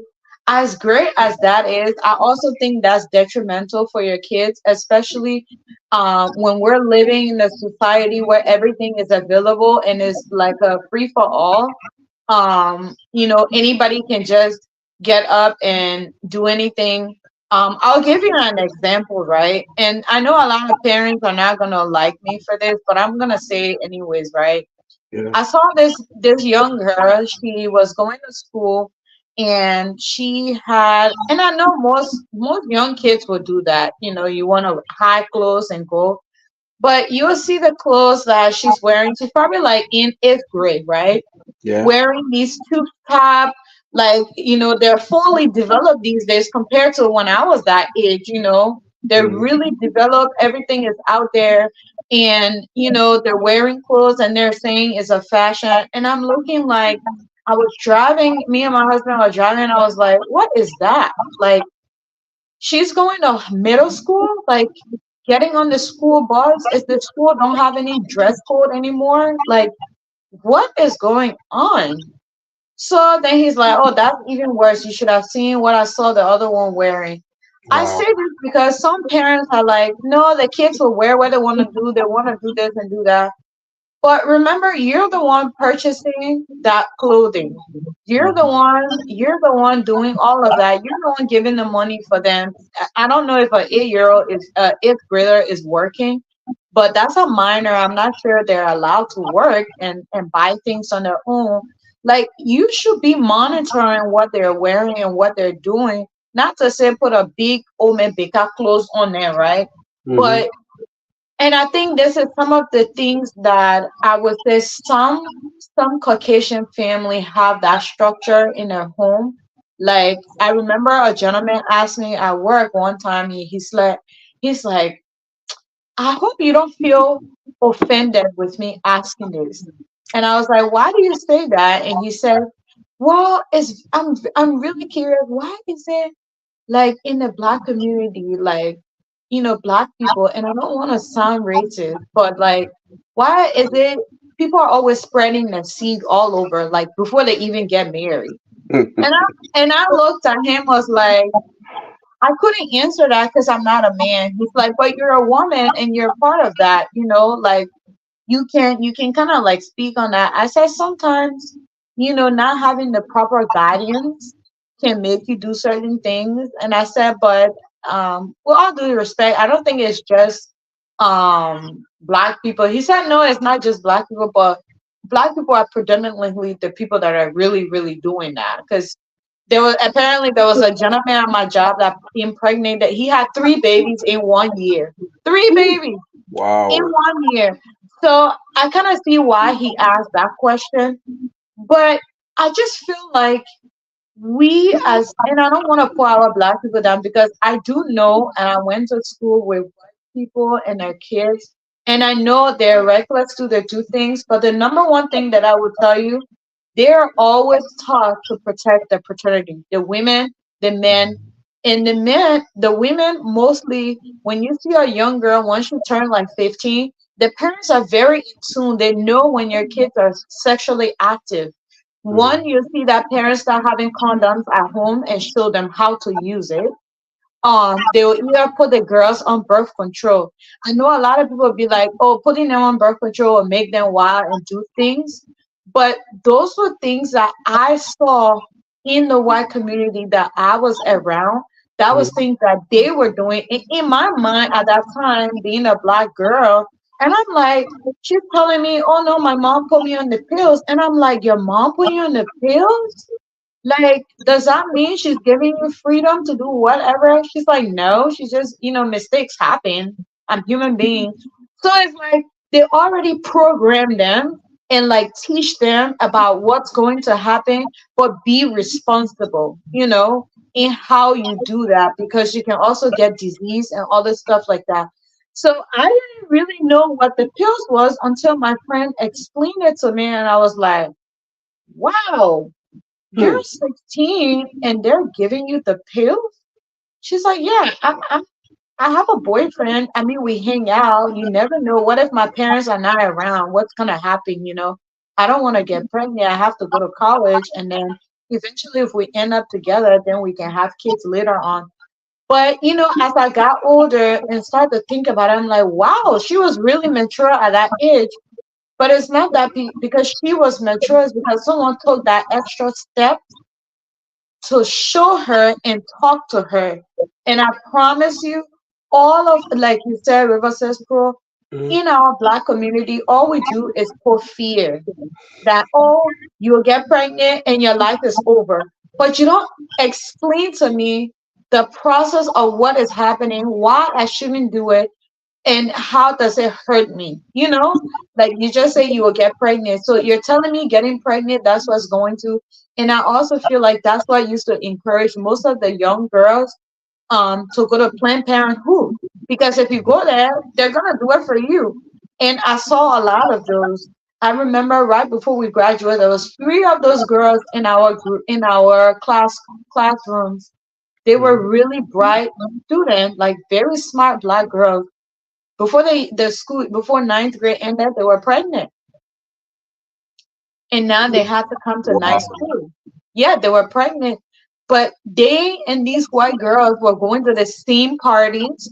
They were doing the same things, but then they ended up pregnant. But What's the difference? but yeah, but Theo, don't you think? Mhm. And you and Andrew, I think. Okay, so let me bring it home to us, Mhm. traditional Africans, right? Yeah. What what if I say that um what if I say the harsh metal work for our children? I mean, I know I explained Yeah. with my daughter. So, but okay, see, my church, my my church is kind of diverse, right? My pastor is Nigerian, so Mhm. um he has said there were times that when he preaching, he mentioned it, and he got a lot of girls. But you know Mhm. something? I remember he was preaching, and then he was talking about those girls. I think he got like 6, 7 girls. But Wow. yeah, and then he was talking about and he was one of the person that discouraged his children from having boyfriend. Yeah, having boyfriend. In a harsh situation like, oh, you gotta go to college. So he said one of his daughter asked him one time about, Daddy, how no why wait, we're not gonna have no boyfriend because he said yes, you're not gonna have. But then there's something amazing, right? Mhm. Remember I told you, I said, well, yeah, when I said one of them left and she graduated and went to Nigeria to get married to this one businessman, me and my wife, we were mad about it because we felt that was Yeah. a waste of education. So this is what the man did.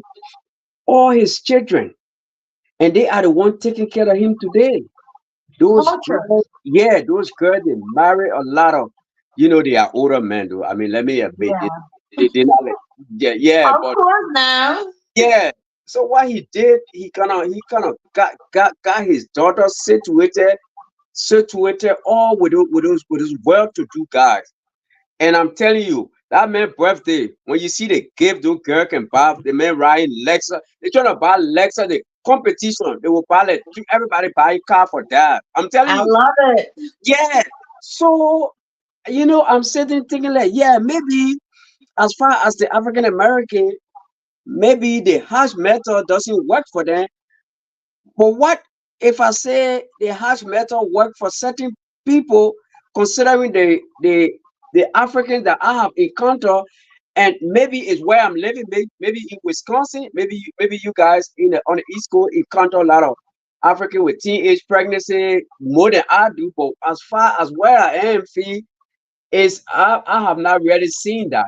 It Maybe reduced now. It reduced now because there's Planned Parenthood and there's birth control. There's Plan B. Within 72 hours, you can go to a CVS and buy it, and you take it, and you're okay. oh, yeah. Yeah. So that's why Okay. you think It looks. you think the hard metal work with African or it just I mean, it just depends on the No, situation and the child, or it's just not right. no. I think it's the environment and the culture, right? Uh-huh.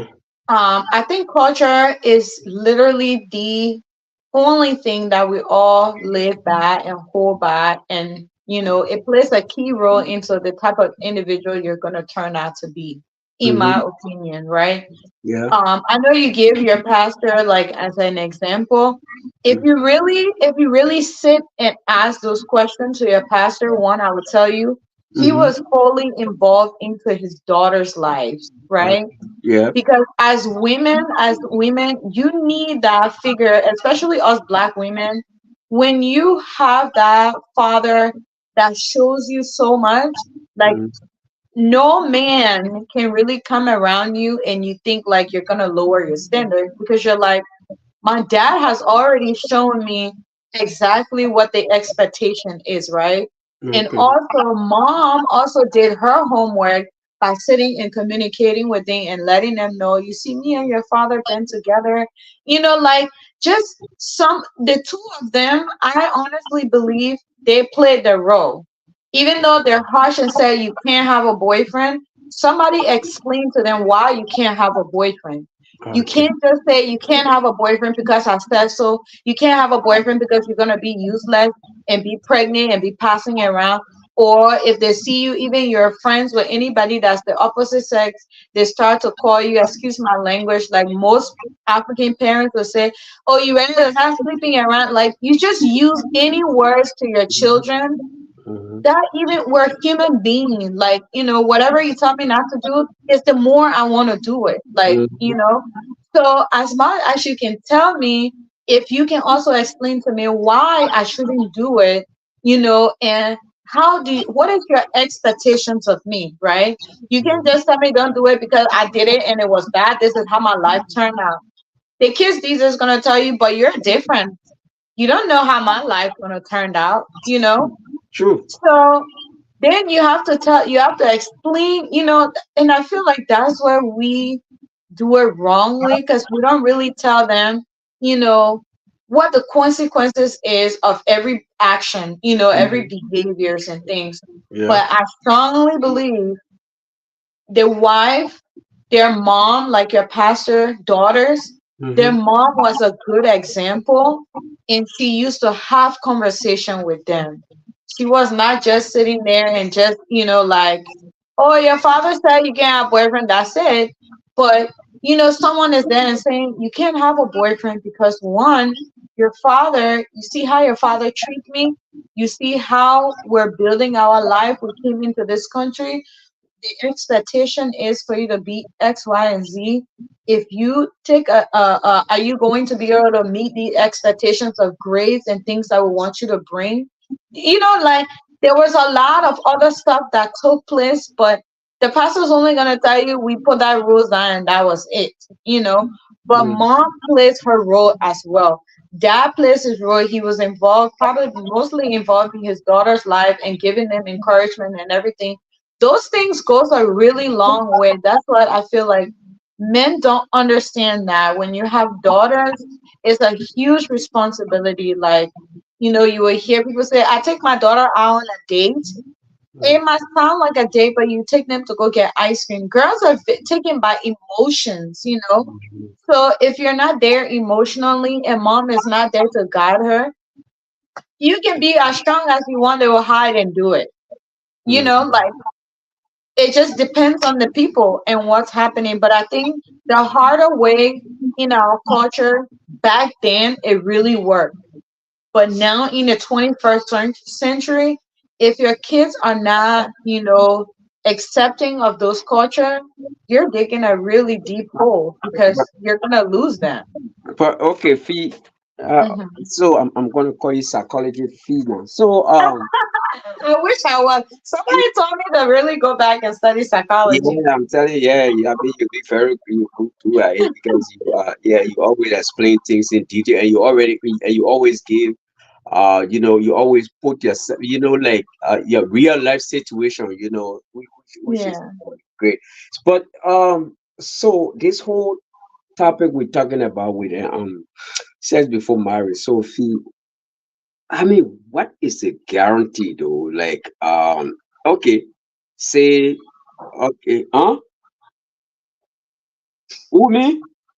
Oh, so, I mean, what is the guarantee though, Fee? What is the success rate when it comes to a girl, a girl?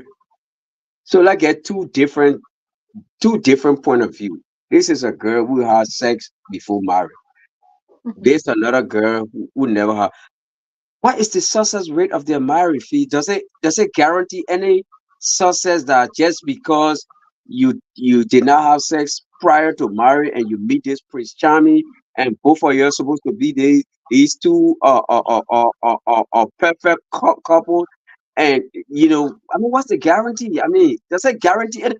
What if the other girl that has she point to the other woman, say, yeah, okay, let mistress over there. She never did. She got married, but she didn't even last long. So why are you talking about? What do you say to her, Fee? What I mean, because she's telling you, okay, you looking at me as as the or immoral or kind of like imperfect person. But this woman that just the one your holy Mary that got married before said she just lost her husband. What do you tell her? Fee? What is the success rate?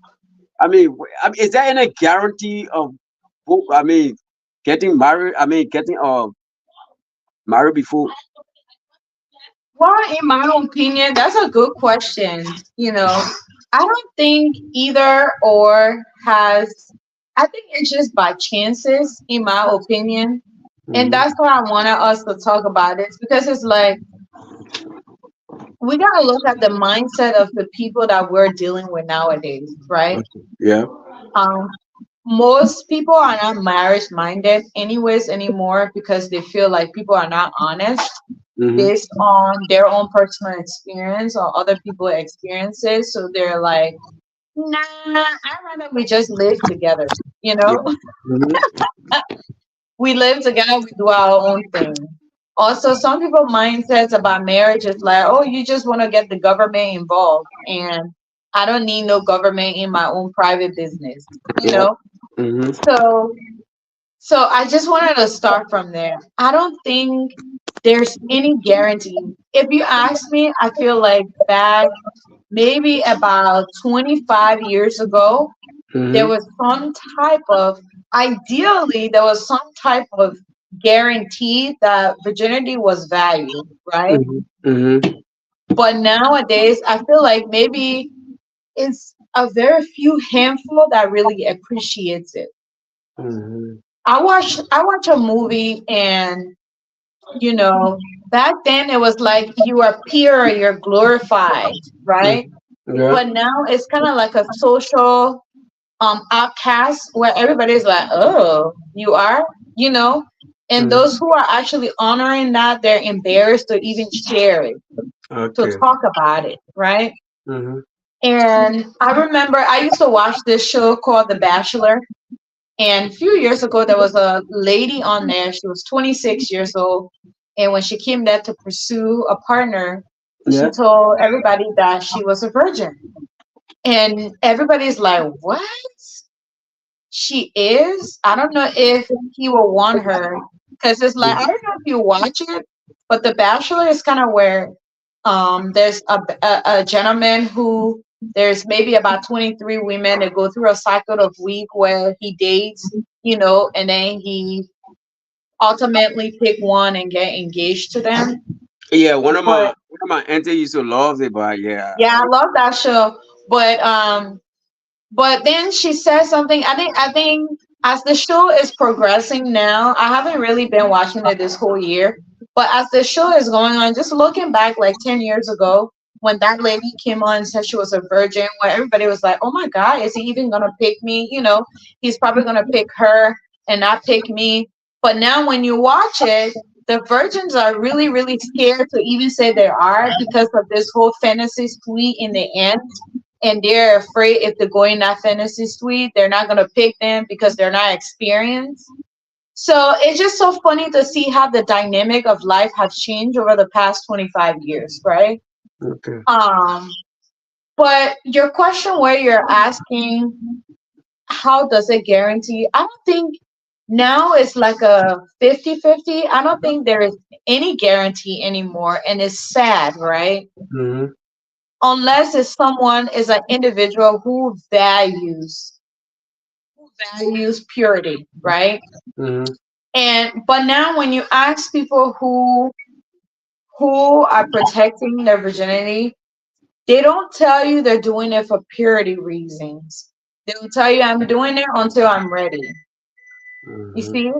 Like most people tell you, I'm not doing it just waiting for marriage. No, I'm waiting till I'm ready. I'm not ready here.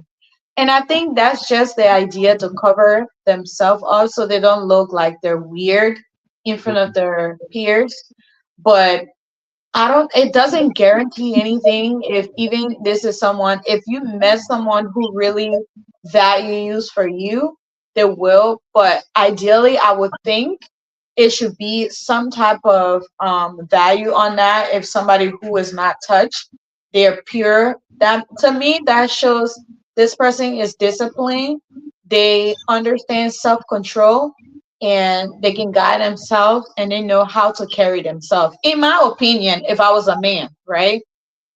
But nowadays, most of the men don't want that. Like the young guys, they're not looking for marriage and they might even be with you and then they're seeking someone else. I didn't want to share this, but I remember when I was on my purity journey, right? And Mm-hmm. I was like, I'm not going to do anything till I meet somebody that I know I'm going to be with, like my husband, right? Yeah. Mm-hmm. And then I remember I saw this young man. I think it was my first year in college, and I thought that was the dream of my life. And I was like, oh yeah, this is who I'm gonna spend the rest of my life with. And Mm-hmm. then when I remember the first time I said that, he was like, oh my God, really? You are? Why? Why do you want to do that? And it's like, and that's when I told myself, you know what? No, this person is not it. You know, I don't need to be with anybody who's going to question things that I think is good for me to ask. And I let that be. But I just feel like it's hard these days. And I don't want anybody to think like, oh, because I'm keeping myself and I Yeah. don't want to get married and I want to keep it for my husband.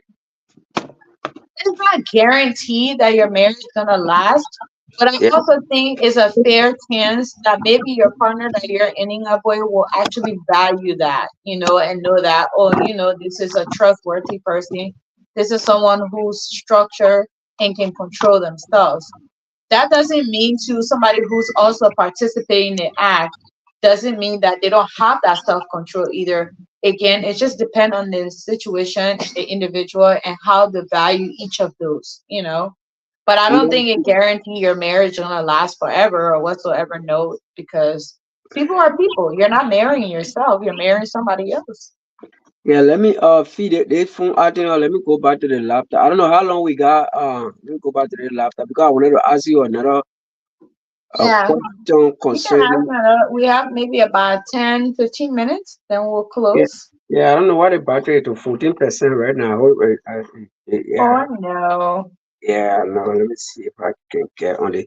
Let me see if the laptop is a little better. Let me go back on the laptop and see. Okay. Yeah. So Yeah, Andrew had to leave his phone. He was using his phone. His phone battery died. yeah. So, Okay. Let me get off there and go back on the laptop. okay.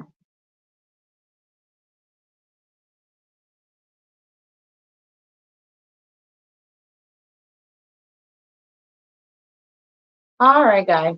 So I haven't seen many of you guys commented yet, but comment, leave us a comment tonight. We're talking about marriages before sex, and we just answered the question that River Says Pro asked. How guarantee is that?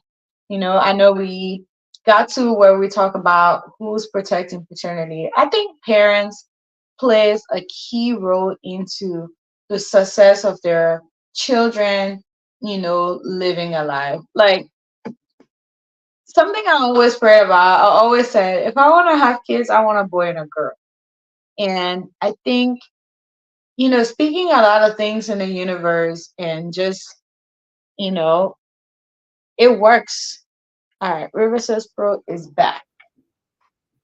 How is it now? You okay? Yeah, it's still, but let me, yeah, yeah, it's a little bit, it's still echoing, but Fido. Ooh. Yes. So what does, so I know you talk about like being weird, like you don't want to feel weird, like nowadays somebody asks you, oh, you virgin. So where does that leave the typical church girl? Maybe she's a religious person, but she's trying to hang out with her friends, but then she doesn't want to create that virgin, thing because I mean society will look at her, woo, like she's not a cool person. All those girls they expose. So do you think yeah, it, I mean, do you think it kind of like destroy her morale as far as her religious belief are concerned? Because this is a girl that prefer keeping herself, right? But then when she gets out there, she see a whole new world, and she's a girl. She want to hang out. She want to be, not totally conform with them, but she want to. But then she's she's being under that scrutiny, like you know sometimes she gotta fake like she's not a virgin when definitely she's waiting. She's not, she wanna wait married before sex, but she doesn't want to put it out there, because then people gonna look at her like, what? Because people talking about in the 21st century, why would you do? So why does it leave people in church, like a young lady in church who want to maintain her status with God, in her faith, but at the same time she wants to have fun, she wanna be, she wanna hang out. She don't want people to look at her like you said, weird to be like, oh, Holy Mary, like missionary and this and that. Why does it leave her? Do you think? I mean, how does she compromise her faith with hanging out with her friends? So that's a great question. And I'm glad like I'm having this opportunity to talk about this because I have my little girl that I'm growing up, that I'm raising, and I'm praying to God that she will be like, I think she will be her own person based on her personality that I'm looking at. And I will hope like she will want to pursue her own purity and not base it on, what society will make her look like because she decide on doing whatsoever. But I think what in the church, I think there's a lot of hypocrites, in my opinion, right? There's a lot of people who will say, yeah, I want a wife that's pure, and is pursuing this journey, and a young woman who's, living. And I think this goes back to where the Bible said, don't be unequally yoked with unbelievers. Because it doesn't have to just, how I understand that, it doesn't just have to be about, the Christian faith or believing, right? Unequally yoked, basically, if you and I don't believe in the same thing, we're unequally yoked. Like we can't walk the same if you don't believe in what I believe in, because then either I will compromise or you're gonna compromise. And if I feel like I don't want to compromise, I shouldn't, walk along with you. But I think a young woman, based on your question, a young woman who's going through purity and she's like, where does that leave me? I don't want to tell anyone. I will tell her it's nobody business, that is your own personal conviction between you and God. You've decided to go on that journey. Be confident in it enough in it and own it. If somebody is trying to pursue you, be confident enough and tell them this is the journey I'm on. And if you're not part of that, that person is not for you if they're not accepting of it. Because if you're gonna say you're gonna marry me, you are going to see worse of me than you're seeing today. So you need to at least like embrace it. And if that person is someone who doesn't accept you, even if it's friends, they don't support that, then I don't think you guys are equally yoked. And that's where you need to know that, like, yeah, I'm different. And something, me and my husband always talked about, he always asked me this question. He's like, Sometimes people have a point when they say, "Oh, this is why I don't believe in God and X, Y, and Z." I said, "This is why people make mistakes in this world." I don't think people are really reading the Bible and really getting full understanding. You are supposed to read it and try to pray to God to help you get full understanding, right? Um, you're not doing things because, you know, let me phrase it this way. So God is not going to come down and bring a huge Bible. How I understand the New Testament, right? God is not going to bring a huge, book and say, "I'm judging you by these are the things that you're supposed to do," right? But I believe God is going to judge us based on you, me, and everybody else around us, because we're supposed to earn our own salvation now, right? And if I'm going to participate in this and God come down and say, "Felicia, why didn't you follow this part of it?" I'm just giving an example, right? And he said, "Why didn't you follow this part of the Ten Commandments?" Right? And I said, "Man, God, the world we were living in, it was so hard," right? And I just believe God's just gonna flip through and say, "What about River Central? You and he lived in the same world, and he was able to abide by this and go by it, right?" So what excuse do I have in that moment to tell God, And I say this because I want to answer that question that you said. There may be somebody who's watching and their daughter or somebody is thinking like, "Man, maybe I do need to compromise because I'm living in the world and it's tough. I'm probably at the age I want to get married, and who's going to look at me and who's going to want to be with me because I'm not experienced, I'm inexperienced." If you're thinking that way, you need to pray to God to help you, because your journey you're on, there's a reason God had given you self-control not to even participate in that.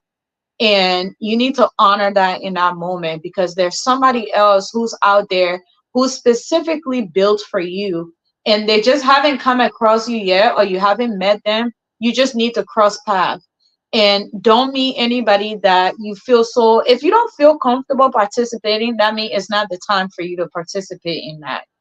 But if you feel like, don't feel pressure in a way. Don't say, "Oh, I have to do it because, that's the only way this person's going to marry me."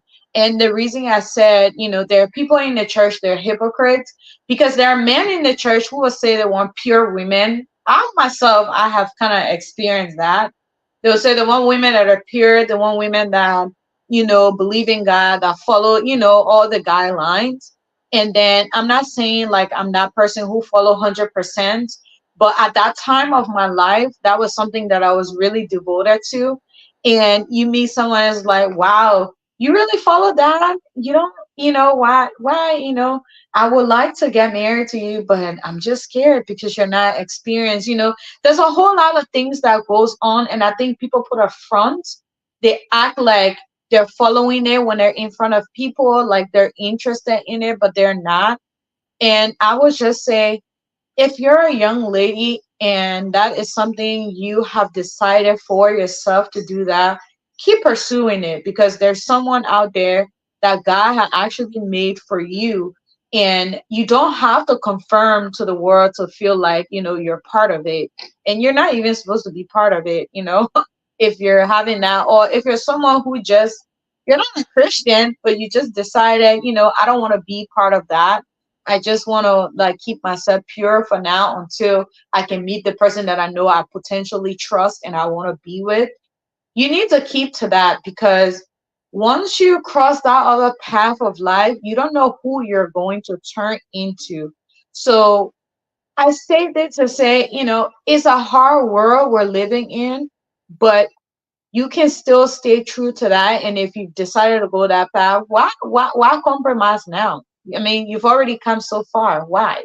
You know, do it when you feel like you feel convicted that this is who I want to be and this is what I want to do. But don't do it because you feel the pressure, or I'm engaged and we're getting married anyways. He said he needs to make sure we do that. You don't know if the marriage is gonna go through anyways. So stay to yourself, you know. So So, so okay, so to my final question, uh, Mhm, between the man and a woman, or mhm, a young man and a young girl, who is likely, who is likely to stay committed to marriage or sex, and who is most likely, American men say, to flinch. So who is most likely to cave in to Sonny? I mean, between the both sexes, like a guy who say, you know what, I will beat the odds. I will stay feel stay to myself, stay committed until I find a rightful person. A woman who says the same thing. When the push come to shove, or fee when when pressure, when like so many things come upon it, who is most likely to withstand test of time, and who is most likely to kind of like, you know what, to hell with this whole thing here. I'm gonna get me somebody, whatever it is. So let me see, let me make sure I understand your question right. You're saying with men and women, like the young men and women, are you saying who's most likely to give into like, oh yeah, you know what, I'm just gonna do it now and just, forget about it? Or is it like women who's gonna say, I feel like I should do it, like who feel pressure more to do it or who, you know? Um I think that's individualized, is based on an individual because it depends on the environment to where you're at, right?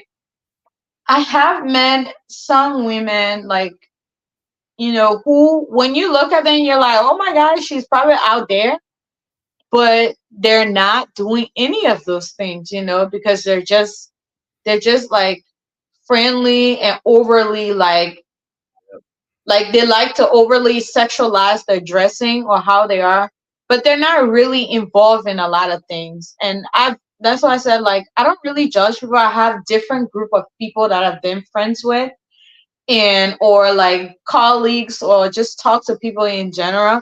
So you really start to understand, maybe not that, and then when it comes to men, but I will say I think men are more likely to cave into, you know, like being involved in premarital sex because of how men are in general, right? Mhm. And I'm not saying this like to say men don't have self control, but if you're a young man, especially nowadays with the internet, there's a lot of um like sexual objective things all around, and giving your kids phones, like kids are, young boys are having phone early. Their friends are showing them things even if they don't have phone. They're like, hey, you want to see this? Back in the days everything was on lockdown. Now just have a little piece of phone in your hand and you have access to everything in the world.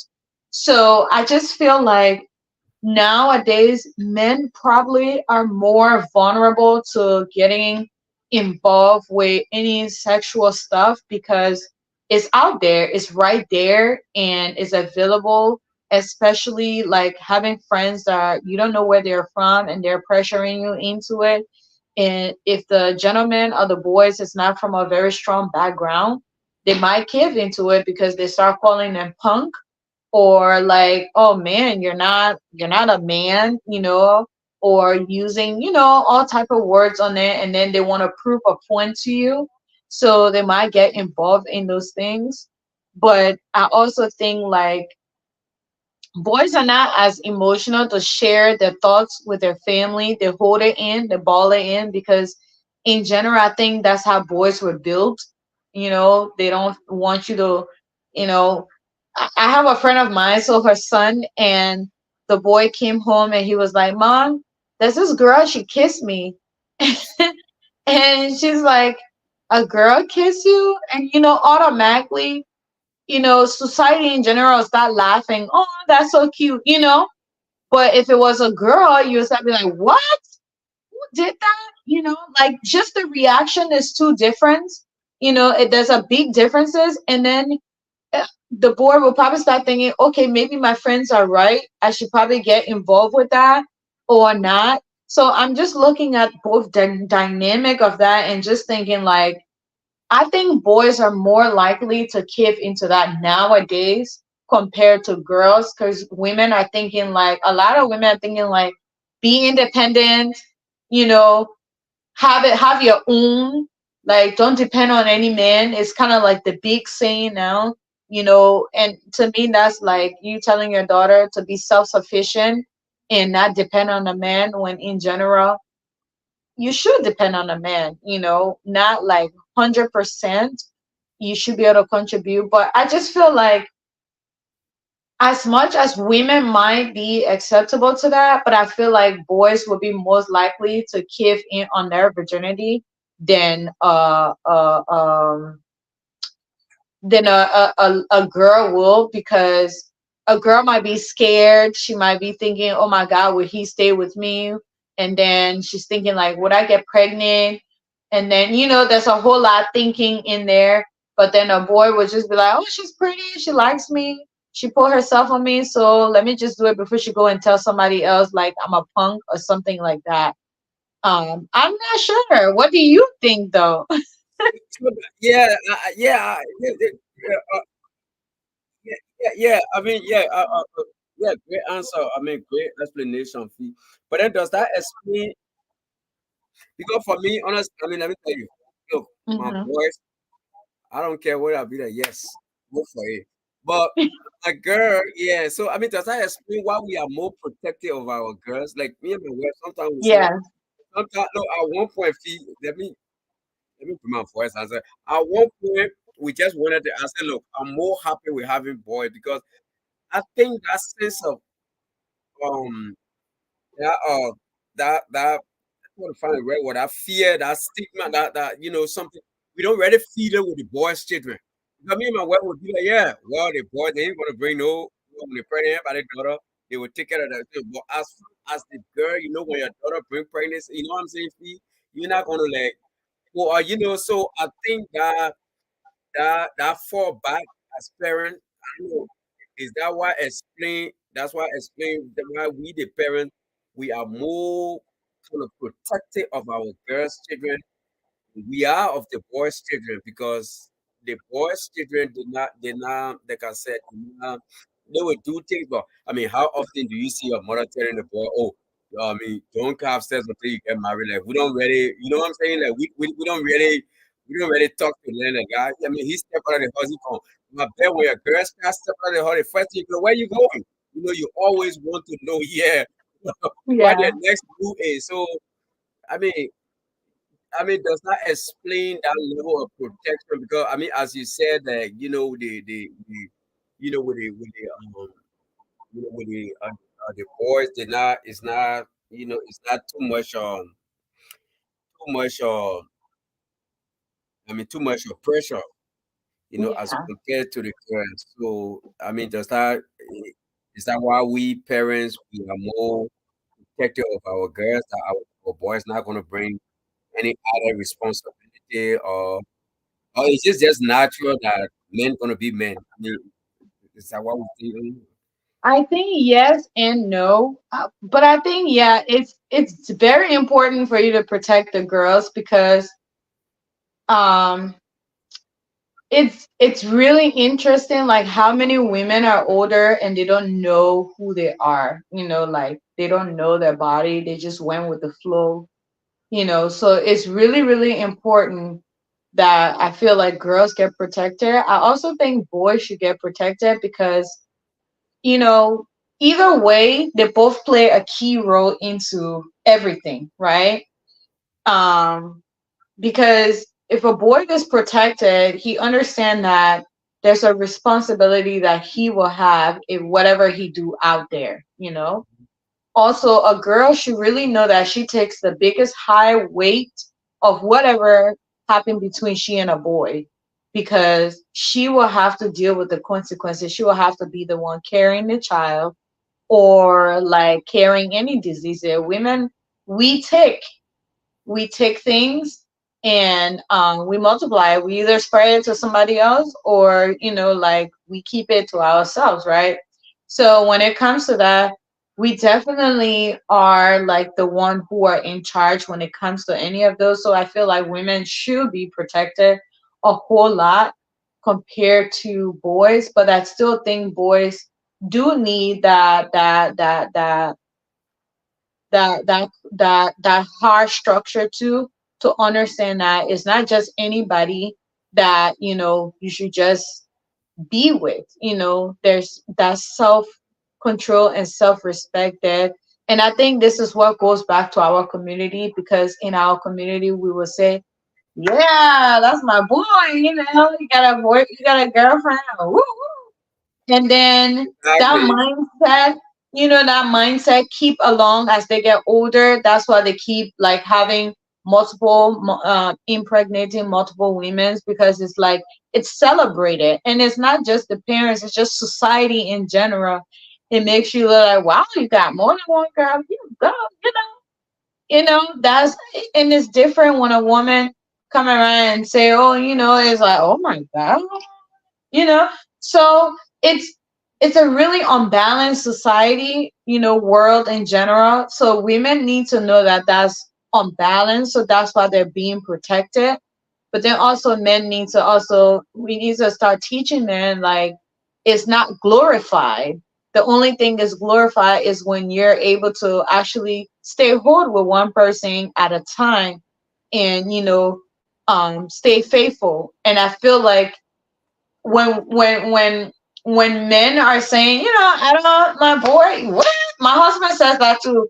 The boy, please, the girl, I will shoot people. And I'm like, no, no, because she's gonna ask you, why does he get Yeah. to have a girlfriend and I can't have a boyfriend? You should be able to explain that. Don't say because he's a boy. No, then that's bad. So then you're telling her, you're teaching her that when she has a partner, her partner is allowed to do whatever, because he's a boy. And I feel like that's where we can start to build that, to break that concept. But I absolutely understand. Like, I think it's a society thing where boys were like, yeah, because girls, they're gonna bring you everything, and now you take full responsibility. Because the boy can say, it's not mine, I didn't do that. And then he walk away till later on you figure it out, right? Until, you know, thank God to modern medicine, even if a person is pregnant, you can still find out the DNA, right? But you that's a lot to go through. It's better for you to, like protect both of them, so they both know the type of responsibility that comes with.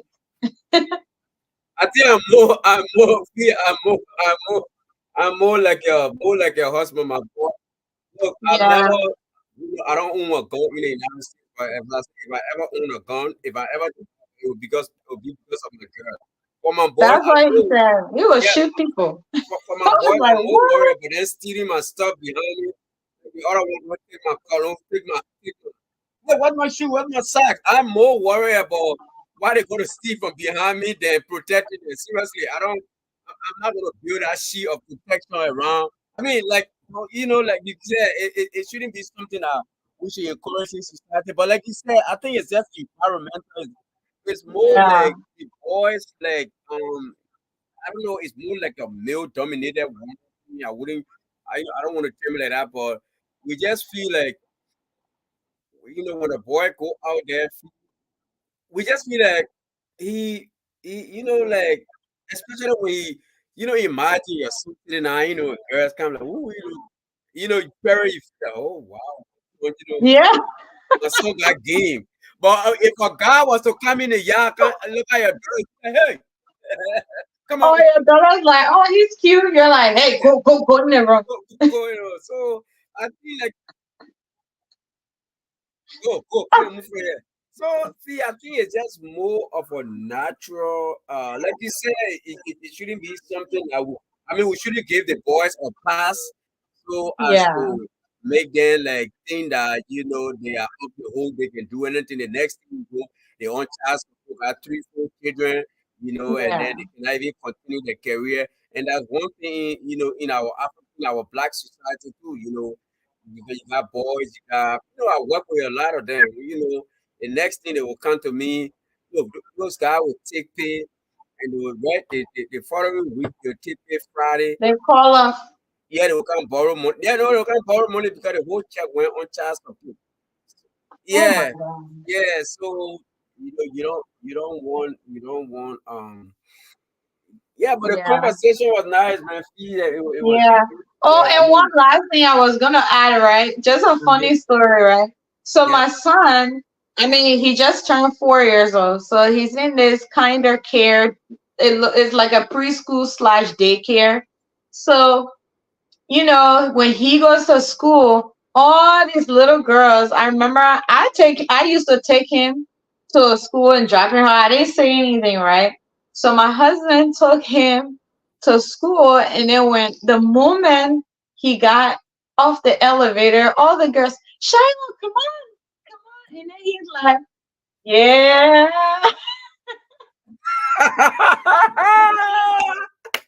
So he called me. He's like, man, you should have seen your son. The other girl came for him. I was like, get at the liquor from. And then the boy just Wow. smiling. He running inside and smiling. I said, please stop that. So let me tell you one funny thing. So my little daughter, she had just turned 1, and in her little 1 year old class, the teacher told me there's this little white boy. He really liked her, like they're friends.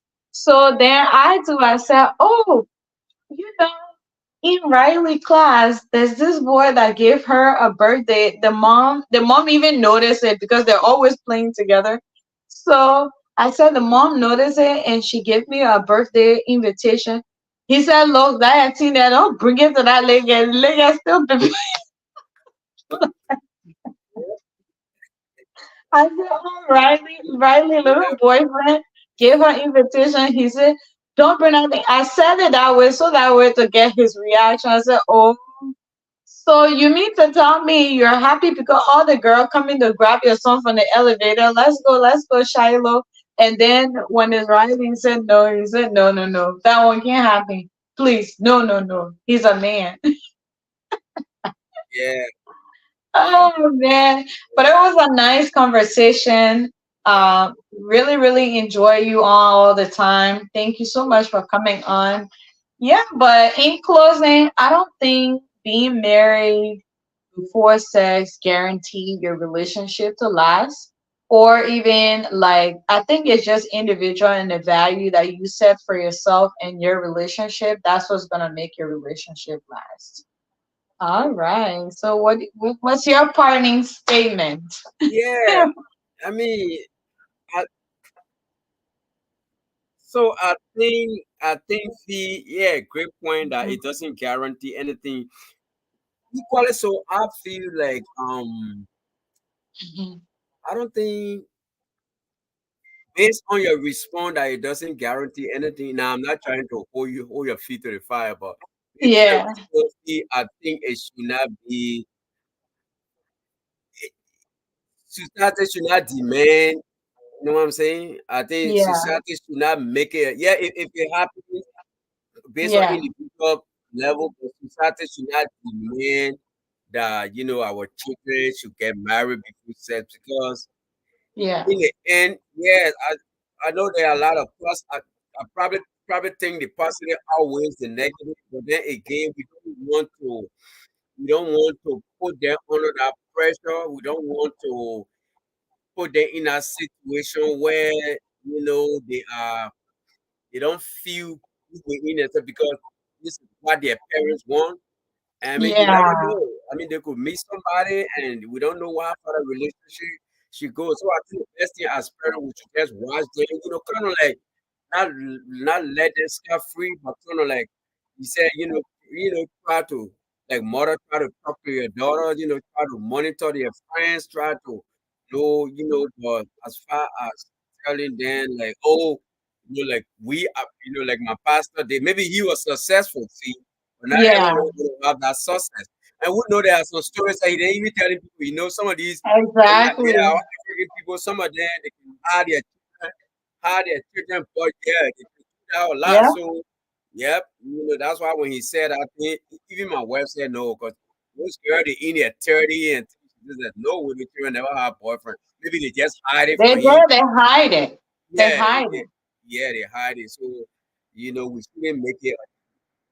Yep.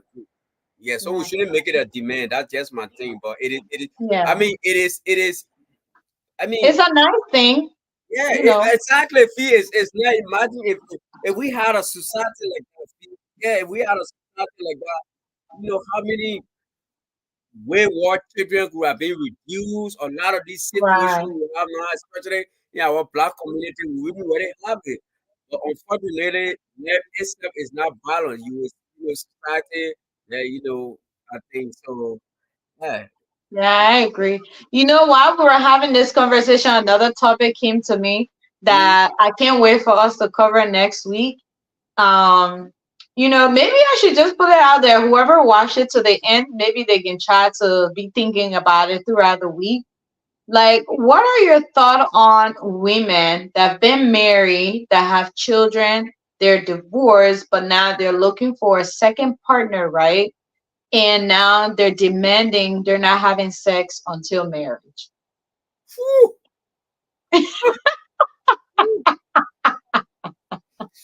You know, Eh, it's happening a lot. I when promise you. A lot of them, they're when there's doing a that. thing of fee, then there's a catch. Okay, then there's a catch. Then there's a catch. Yeah, there's a catch to it. So the catch should be. It's not like when you already tie your womb, you can't have baby yet. For me, so say if you meet a new man, right? You say before I have child or children for you, that's understandable. Like that. That's understandable. But a woman who already got her 3, 4 children, oh, I'm funny again. Then you come to me, you talking about oh we should marry before. No, no, no, no, no, no. I mean, what? Seriously, Fee, what is the bill? So, so I know a lady, and I was listening to the conversation. I wasn't part of it, but I was listening to it. She has 5 children, and I think 2 or 3 baby fathers. And then at this stage, she's like, I think she's in her almost mid 40s, and she's like, yeah, you guys, right now, all these men around here, it was I work, right? I mean, when you work in a hospital, there's so much that goes on. It's kind of like you're in Douala market. Yeah. So, a lot of single women out there, she's looking for someone. She's like, this other guy, he's interested in me, but right now I'm claiming my second virginity, and I don't want to deal with anybody physically or emotionally until I am married. If I don't see the rock on that, I'm not laying in any man's bed. And I'm like, our sisters. I'm like, I always go by the Kevin Samuels word, may he rest in peace. Buy a dog and die alone, please. Die alone. Because, like, are you delusional? Are you okay? Like, what? And Fee, what you think her age? What you think her age group is? I mean, I don't usually ask women for the age. People don't like it, but I mean, age She's in group. her late 40s, like 45 to probably 48-ish. All And right, all now she's like, I'm not having any more children. He got to have his own set of children. And, when he comes, like, right. we're She just going to she live. rock her And finger. she won't ride before she can lay any Okay, cookies. good luck. Good luck. Did you see Baby Cat? Did you see Baby Cat Fox? I don't know if you saw that on Facebook. Baby Cat Fox looking for relationship. I think he's like 50, 20 years old now. Yeah. See, anyway, that's why I said that topic. I'm gonna try to draft that questions together. Okay. But as we were going through it, I'm just thinking about that. What about those women? And we're laughing about it, but this is serious. Some people are really serious about this. They're like, man, I've heard them. They've been through a lot. So I'm like, why should somebody else pay for someone else's sin? Like, Yeah. what? No, you're unrealistic. Please. If I Exactly. was a man, I can't even date you. I'm sorry. Like, no, I wouldn't. But anyway, thank you so much. I'm so glad. Tomorrow I'm gonna be off, but I have so much errands to run because I've been working nonstop the past 7 days. So I'll see if I can come online. If not, I don't know. But I have a whole lot to do tomorrow. It's gonna be crazy. But yeah, thank you so much for coming on. Thank you to Andrew, even though he has some issues with he has some technical issue, but he made it on here. His phone died, so he had to leave. But yeah, thank you to our viewer. Thank you, River Says Pro. Thank you each and everyone. It was a really nice one again. Always like for you to come on because you have all these really good questions. Thank you. And I'm so happy that things work out, with the Oh yeah. girl. Yeah, I'm so happy. I was keeping you guys in prayer, but I was waiting for you to talk back to me before I say it. So I am so happy. Thank God. God is good. And I'm praying that God continue to guide that process, you know. Thank you. Thank you. All right. You have a good night. Have a good night, everybody. Thank you. And we will see you next week. All right. Bye, guys. That is the end.